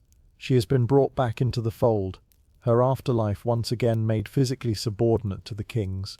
Her security and her eternal destiny are now intertwined with his in a more direct and intimate way. The discovery of some of these Middle Kingdom royal female burials has provided some of the most spectacular finds in Egyptian archaeology, because their tombs were small, hidden, and integrated into the king's massive complex. They were more difficult to find and were often overlooked by tomb robbers. At Dahshur, the French archaeologist Jacques de Morgan, working in the late 19th century, discovered the nearly intact burials of several princesses from the reigns of Senusret III and Amenemhat III. The bodies were gone, but their magnificent jewellery remained. He uncovered breathtaking collections of gold crowns, pectorals inlaid with semi-precious stones, bracelets and girdles. These treasures, masterpieces of the goldsmith's art, give us a vivid picture of the immense wealth and sophistication of the Middle Kingdom royal court. They also show that while these women may not have had their own pyramids, they were sent into the afterlife with all the finery befitting their exalted status. Their tombs, though architecturally subordinate, were still places of immense prestige and wealth. A particularly fascinating aspect of these Middle Kingdom burials is the evidence of the intimate connections between the royal women. In the burial of Princess Sithathoriunet, found at Lahoun, archaeologists discovered a magnificent ebony jewellery box. Inscribed on it was not her name, but that of her father, Senusret II. This was a cherished heirloom, a gift from her father that she took with her to the grave. These objects provide a deeply personal glimpse into the lives and relationships of these ancient royals. They were not just political figures, they were mothers, wives, sisters and daughters. The jewellery itself often carries deep symbolic meaning, with designs incorporating protective goddesses and symbols of life and rebirth. The famous pectoral of Sithathoriunet shows her father's cartouche being protected by two falcons, a symbol of the dynastic power that she was a part of. Her burial, and those of the other royal women of her time, demonstrate that even without a pyramid of her own, the queen or princess remained a vital and celebrated link in the chain of royal ideology. So what does this long evolutionary journey of the queen's tomb tell us? It reveals that the position of the royal woman was not static, it was dynamic and evolving. In the Fourth Dynasty, she was a revered but dependent consort, her afterlife a reflection of her husband's. In the Fifth, as the king's mother, she achieved a new level of semi-independent status, with her own dedicated cult and complex. In the Sixth, at the height of her power, she became a divine being in her own right, a ruler and a regent who was granted access to the ultimate royal secret, the pyramid texts. And in the Middle Kingdom, she was reintegrated into the king's immediate sphere. Her role as a direct part of the dynastic core emphasized over her independent power. The Pyramid of the Queen is therefore a barometer of female royal power in ancient Egypt. Its size, complexity, and theological content are a direct measure of her influence and her perceived role in the cosmos. The theological justification for the Queen's divine afterlife was rooted in her identification with the great goddesses of the Egyptian pantheon. The king was the living Horus, and his mother was, by extension, the earthly embodiment of Hathor or Isis, the mother of Horus. These were not passive fertility goddesses. They were powerful deities, whose magical protection was essential for the well-being of the king. Isis in particular was the model of the loyal wife and powerful sorceress, who resurrected her husband Osiris and protected her son Horus from all threats. The queen, as the living Isis, was believed to perform the same function. Her divine power was the magical shield that protected the dynasty. This mythological role gave her immense authority. It meant that she was not just the bearer of the next king's body, she was the sacred guardian of the institution of kingship itself. Her pyramid was the eternal home for this divine guardian, and her pyramid texts were the magical tools she needed to continue her protective work in the afterlife. In the end, the story of the Queen's pyramids is a necessary corrective to the traditional male-dominated view of ancient Egypt.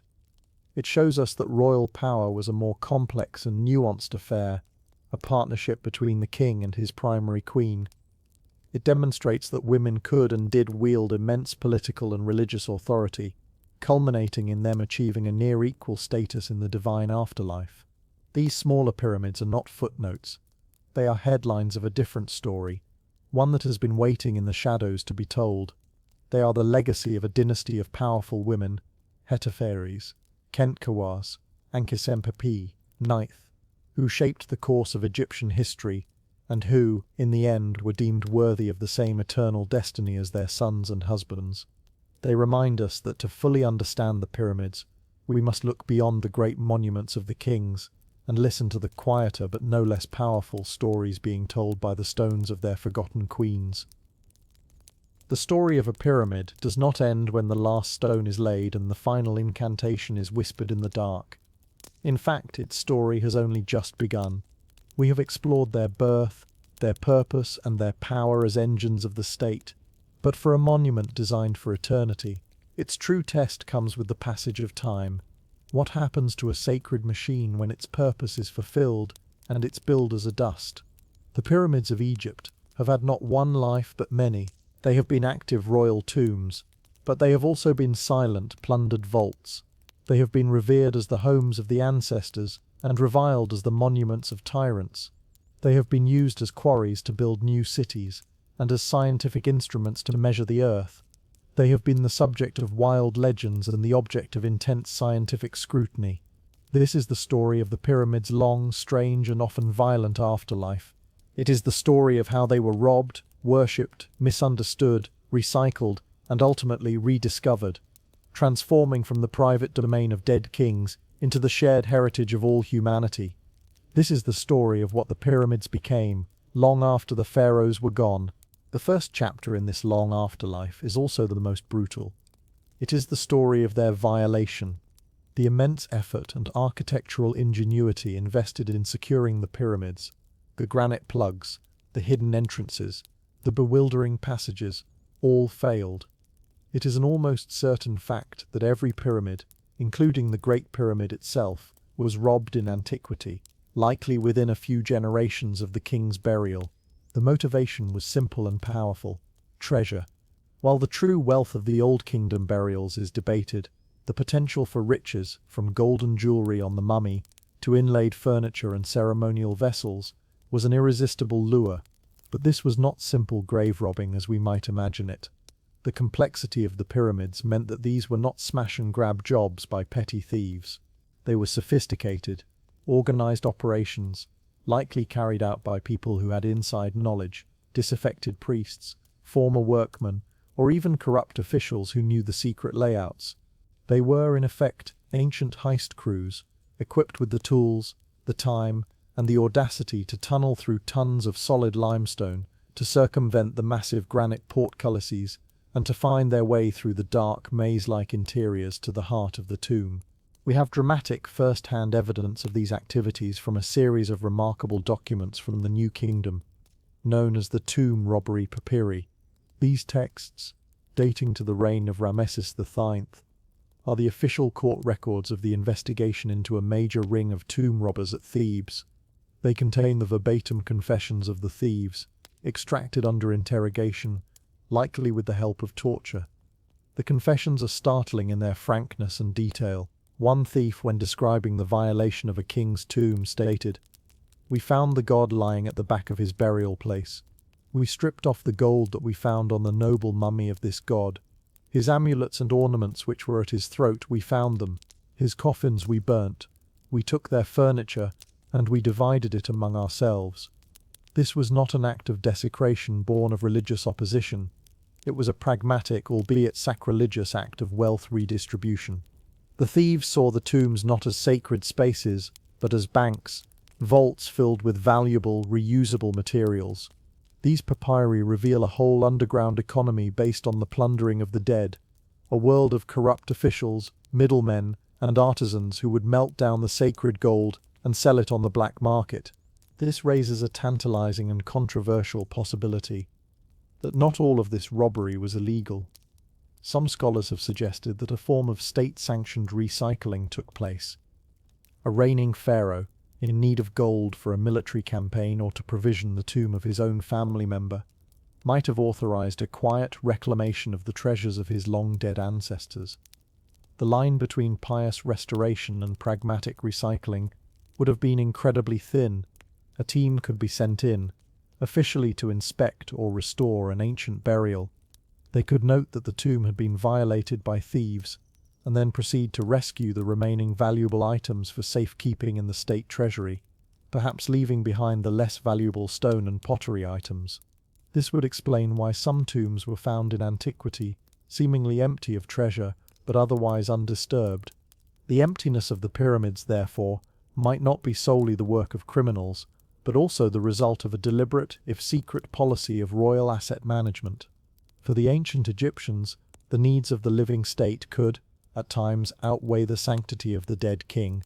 This widespread violation of the royal tombs must have had a profound psychological impact on the Egyptian elite. The entire purpose of the pyramid was to provide a secure and inviolable home for the king's eternal body.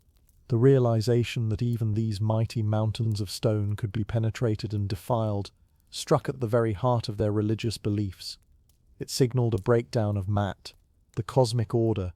If the body of the divine king could not be protected, what hope was there for anyone else? This crisis of faith is likely one of the primary reasons why the pharaohs of the New Kingdom abandoned pyramid building altogether. They sought a new strategy for security. Instead of advertising their burial place with a massive, unmissable monument, they chose secrecy. They began cutting their tombs deep into the rock of a remote, desolate valley on the west bank of Thebes, a place we now know as the Valley of the Kings. The entrances were hidden, the plans were kept secret, and the tombs were guarded by a dedicated police force. The age of the pyramid as an active royal tomb was over, a direct result of its spectacular failure as a secure vault. But as the pyramids ceased to be active tombs, they began a second life. They transformed from private royal burial places into public monuments of immense historical and religious significance. By the time of the New Kingdom, 1,000 years after they were built, the Giza Plateau and the necropolis of Saqqara had become revered, ancient landscapes. They were seen as the tangible legacy of the great ancestors, the founding fathers of the Egyptian state. This reverence is most beautifully embodied in the person of Prince Khemweset, the fourth son of the great Ramesses II. Khemweset was the high priest of the god Ptah at Memphis, the old capital, which placed him in charge of the nearby pyramid fields. But he was more than a priest. He was a passionate antiquarian, a man deeply in love with his nation's past. He has rightly been called the world's first Egyptologist and archaeologist. He devoted much of his life to surveying and restoring the monuments of his illustrious predecessors, particularly the decaying pyramids of the Old Kingdom. Khemweset's work was not superficial. He conducted what appear to be systematic surveys of the ancient necropolises. He would identify the crumbling pyramid of a long-forgotten Old Kingdom king, clear away the sand and debris that had accumulated around it, and attempt to stabilize the structure. He would then commission a new inscription, either on the pyramid itself or on a nearby stelo, to commemorate his work.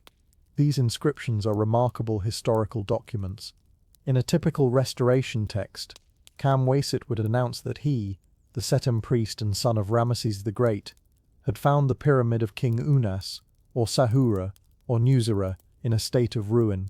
He would declare that he was not the creator of the monument, but that he had restored it because he loved to restore the monuments of the ancestors. This was a conscious act of historical preservation and piety. Khemweset was creating a tangible link between the glory of his own era, the Ramesside period, and the foundational glory of the Pyramid Age. He was positioning his father Ramesses as the rightful heir and guardian of the entire sweep of Egyptian history. Khemweset's most famous project was at the Serapeum at Saqqara, the vast underground catacomb that housed the burials of the sacred Apis bulls. But his work on the pyramids of kings like Unas was just as significant. By clearing the entrances and studying the texts within, he was engaging in a form of scholarly research. He was rediscovering the names and deeds of kings who had been dead for over 1,000 years. His restoration efforts were not just about physical repair, they were about recovering and preserving memory. In a world where the past was a living presence, Khammam-Weset's work was of supreme importance. It reinforced the continuity of the divine kingship and paid homage to the great ancestors upon whose achievements the current age was built. His legacy was so profound that long after his death, his memory was transformed. The historical Prince Khammam-Weset, the archaeologist, became the legendary sage Khammam-Weset, the master magician and possessor of ancient secrets, a central character in popular stories written 1,000 years after his time. This transformation itself is a perfect metaphor for the afterlife of the pyramids, their historical reality slowly becoming shrouded in a veil of myth and magic. This new reverence for the pyramids was not confined to royalty. By the New Kingdom, the Giza Plateau had become a site of popular piety and pilgrimage. Private individuals, officials and artisans would make pilgrimages to the area, leaving behind small stone stelae or chapels dedicated to the memory of the ancient kings, particularly Khufu. They hoped that by associating themselves with this sacred landscape, some of the immense spiritual power of the place would rub off on them, benefiting them in their own afterlife. The Great Sphinx, long cleared of sand, became a major cult object in its own right.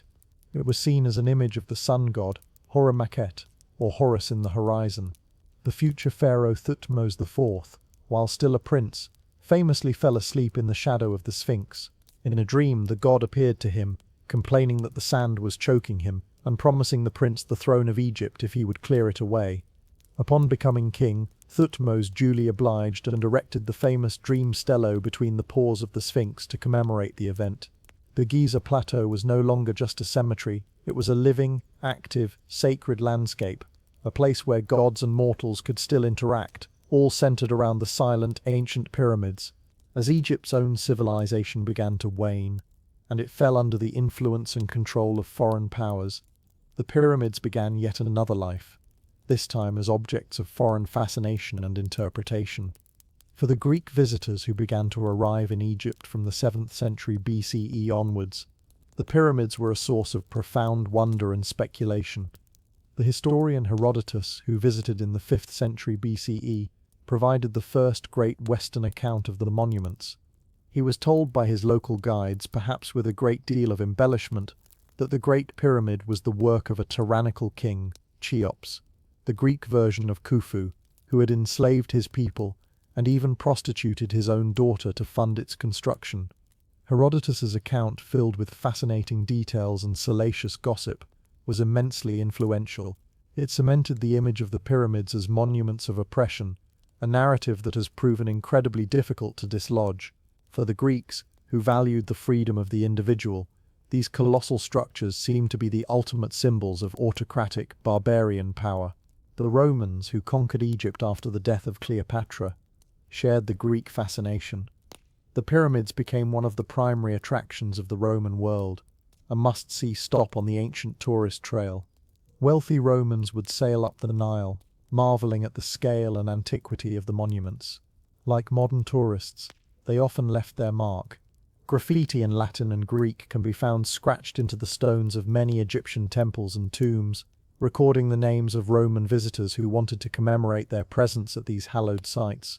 The Roman writer Pliny the Elder described the pyramids with a mixture of awe and disapproval, calling them an idle and foolish ostentation of royal wealth. He speculated on how they were built, mentioning theories about ramps made of salt or niter that could be dissolved away with water. For the Romans, the pyramids were a symbol of the immense age, the exoticism, and the almost decadent grandeur of the ancient Egyptian civilization that they had now conquered and absorbed. With the decline of the Roman Empire and the rise of Christianity, the interpretation of the pyramids shifted once more. The pagan temples were closed, and the ancient hieroglyphic script was forgotten. The historical memory of the pyramid builders was lost. Early Christians and Jews began to interpret the pyramids through a biblical lens. One popular theory was that they were the granaries built by the patriarch Joseph to store grain during the 7 years of famine described in the book of Genesis. This interpretation, which can be found in the works of early Christian writers and travelers, transformed the pyramids from pagan tombs into monuments of biblical history. This Joseph's granaries theory remained popular throughout the medieval period, and can even be seen in early artistic depictions, where the pyramids are sometimes drawn with doors and windows, imagined as giant storage silos. This reinterpretation was a way of making these strange, non-Christian monuments fit into a new biblical worldview. After the Arab conquest of Egypt in the 7th century CE, the pyramids entered a new and even more fantastical phase of their afterlife. With the historical link to the pharaohs completely severed, they became objects of myth and legend. Arab scholars and writers, fascinated by the monuments, began to weave elaborate stories about their origins and purpose. They were no longer seen as tombs, but as repositories of all the lost knowledge of the world before the Great Flood. They were believed to have been built by a mythical king named Surid ibn Salhuk, who had been warned of the coming deluge in a dream. He commanded his priests to build the pyramids and to inscribe upon their walls the sum total of all human knowledge, all the secrets of astronomy, mathematics, medicine, and alchemy, so that it might survive the flood for a future generation. The pyramids had become time capsules, magical libraries of stone. This belief fueled a desire to enter them, not for gold but for lost books of wisdom and powerful magical artifacts. This belief in hidden knowledge culminated in one of the most famous events in the pyramid's history, the Great Breach of the Great Pyramid, by the Abbasid Caliph Abdullah. Driven by the stories of hidden treasure and secret knowledge, Al-Mamun brought a massive workforce to Giza.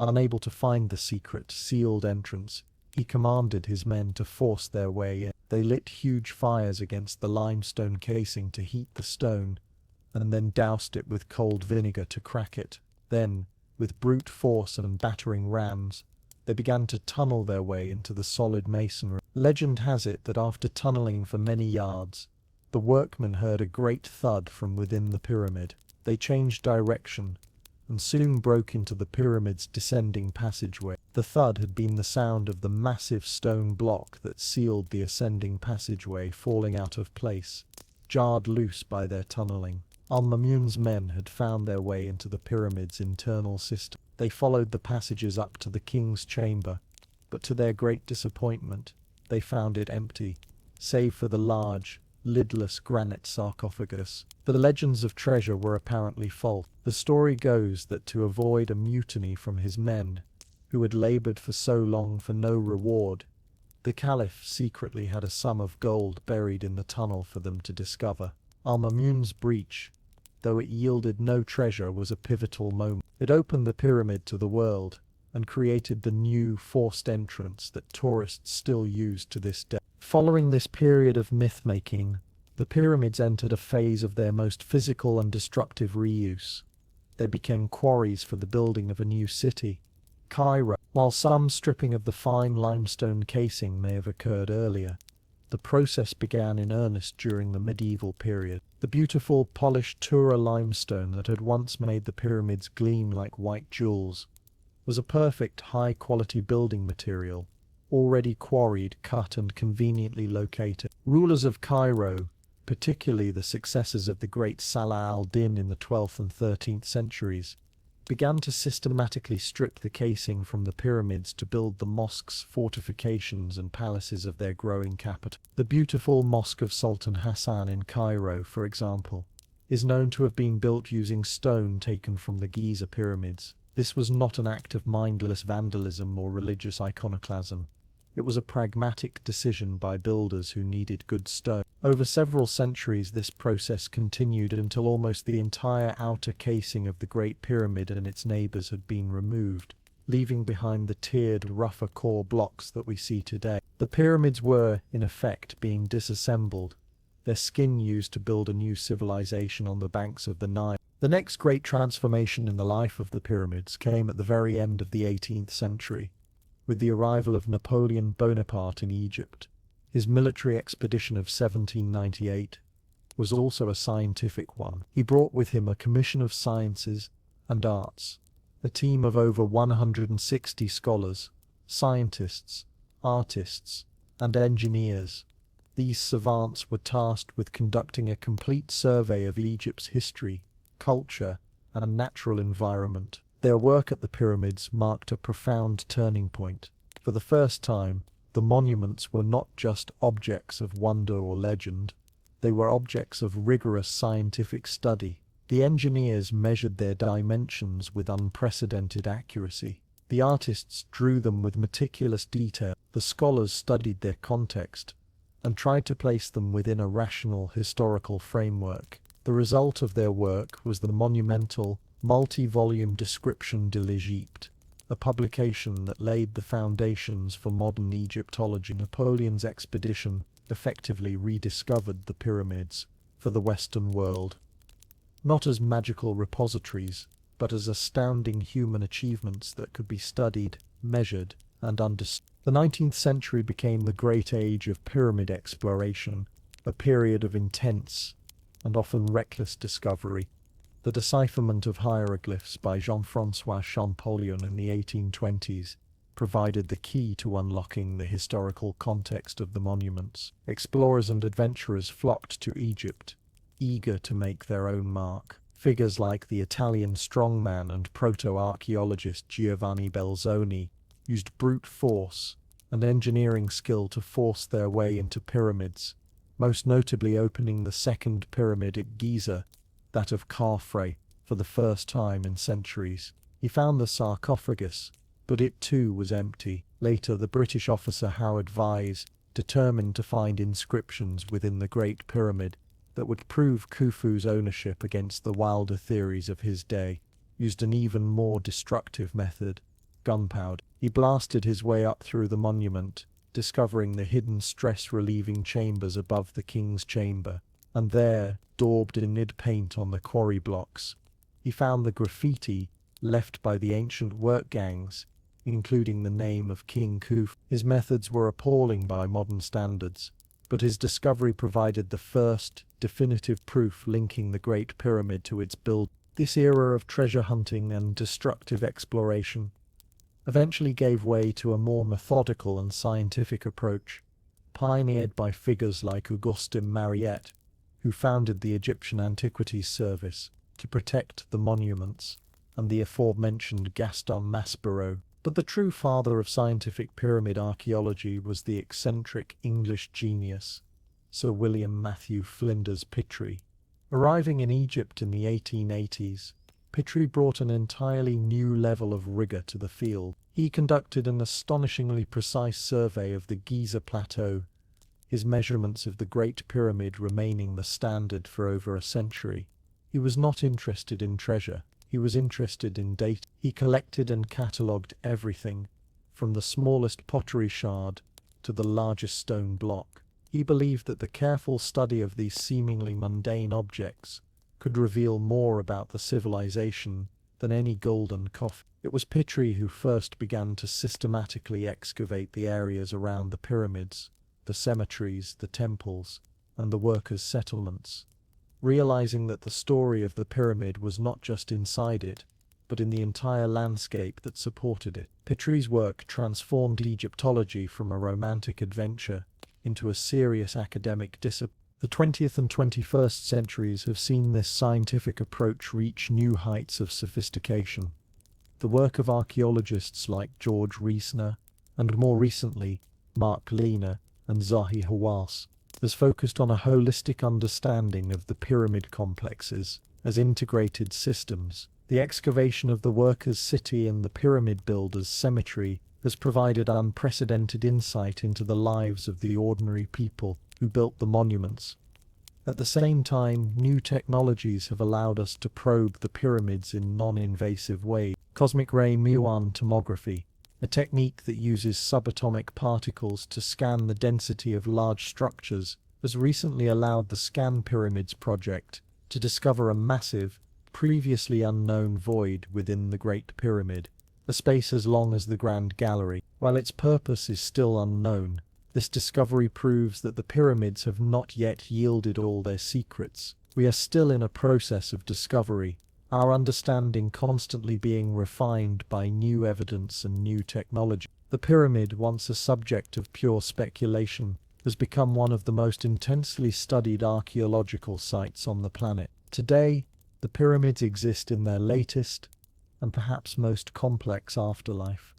They are, simultaneously, the proud national symbol of modern Egypt, a vital source of tourism revenue, and one of the most recognized landmarks on the planet. They are a UNESCO World Heritage Site, a protected monument whose preservation is a global concern. They are an active archaeological site, still yielding new discovery, and they remain a powerful symbol in the human imagination.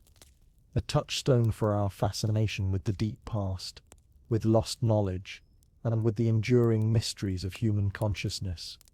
They are a canvas onto which we project our own ideas about history, power, and our place in the universe. Their ability to inspire awe is undiminished. To stand at their base is to feel a profound sense of scale and time, a humbling connection to the immense scope of human history and the enduring power of a shared idea. The story of the pyramids beyond the pharaohs is therefore a story of continuous transformation.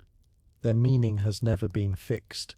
They have shifted from tombs to temples, from landmarks to legends, from quarries to scientific subjects. Each successive culture that has encountered them has remade them in its own image, interpreting their purpose through the lens of its own beliefs and values. The pyramids have endured not just because they are made of stone, but because they are made of meaning, a meaning that we, as much as the ancient Egyptians, have helped to build. They are a mirror, reflecting back the changing face of human curiosity, ambition, and belief over 45 centuries. Their physical form may have been diminished, their skins stripped away, their treasures plundered, but their power as a symbol, as a question mark on the horizon of history, has only grown.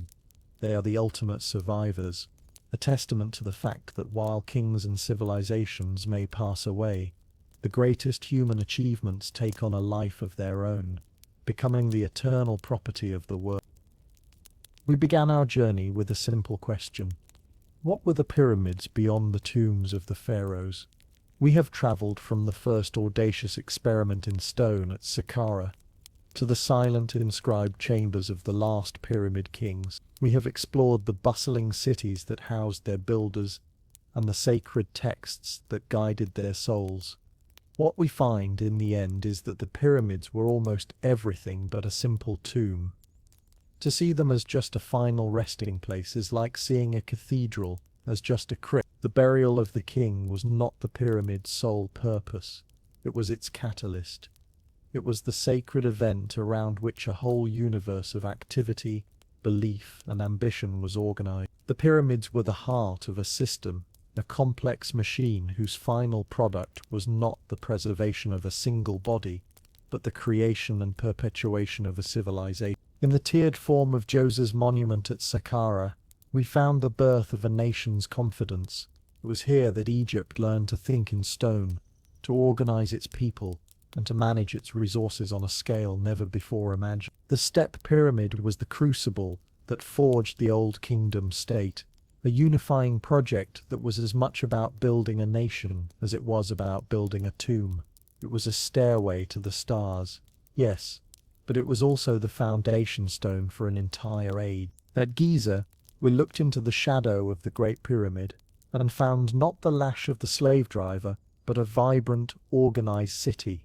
We discovered a society of skilled workers, fed and cared for by a logistical network of breathtaking efficiency. The pyramid was an economic engine, a national project that stimulated innovation, managed vast supply chains, and bound the country together in a shared sense of purpose and pride. The true treasure of the Great Pyramid was not the gold in its chamber, but the sophisticated, thriving civilization that built it. Within the dark, silent walls of the later pyramids, we found the first voice of the human soul reaching for eternity. The pyramid texts, carved in the eternal dark, revealed the deep theology that animated these stone mountains. They were not silent puzzles. They were resurrection machines, their every feature aligned to the cosmos, their walls inscribed with the magical software needed to launch the king's spirit into the heavens. They gave us the why behind the what, transforming our understanding of the pyramids from mute monuments into complex works of sacred science. We then turned to the smaller, forgotten pyramids of the queens and uncovered a story of evolving female power. These were not just the tombs of royal wives, they were a barometer of the queen's influence. from dependent consort to regent, and finally to a divine being in her own right, worthy of the same sacred texts as the king. They revealed a more nuanced and complex vision of the royal family, a partnership in power and in the quest for an eternal afterlife. And finally, we saw how the pyramids have lived for thousands of years after their builders were gone, becoming silent witnesses to the rise and fall of empires. They have been robbed and revered, quarried and studied, interpreted by priests, caliphs and scientists. Their meaning has shifted with each new generation that has stood in their shadow, proving that the greatest monuments take on a life of their own, becoming the shared property of all humanity. The pyramids, then, were never just about the pharaoh. They were about the community that built them, the state that organized them, the faith that consecrated them, and the generations that inherited them. They are a testament to the extraordinary things humanity can achieve when mobilized by a powerful, unifying idea. They challenge our modern notions of value and purpose, asking us to consider how a society might invest its full energy, not in the fleeting comforts of the living, but in the monumental pursuit of eternity.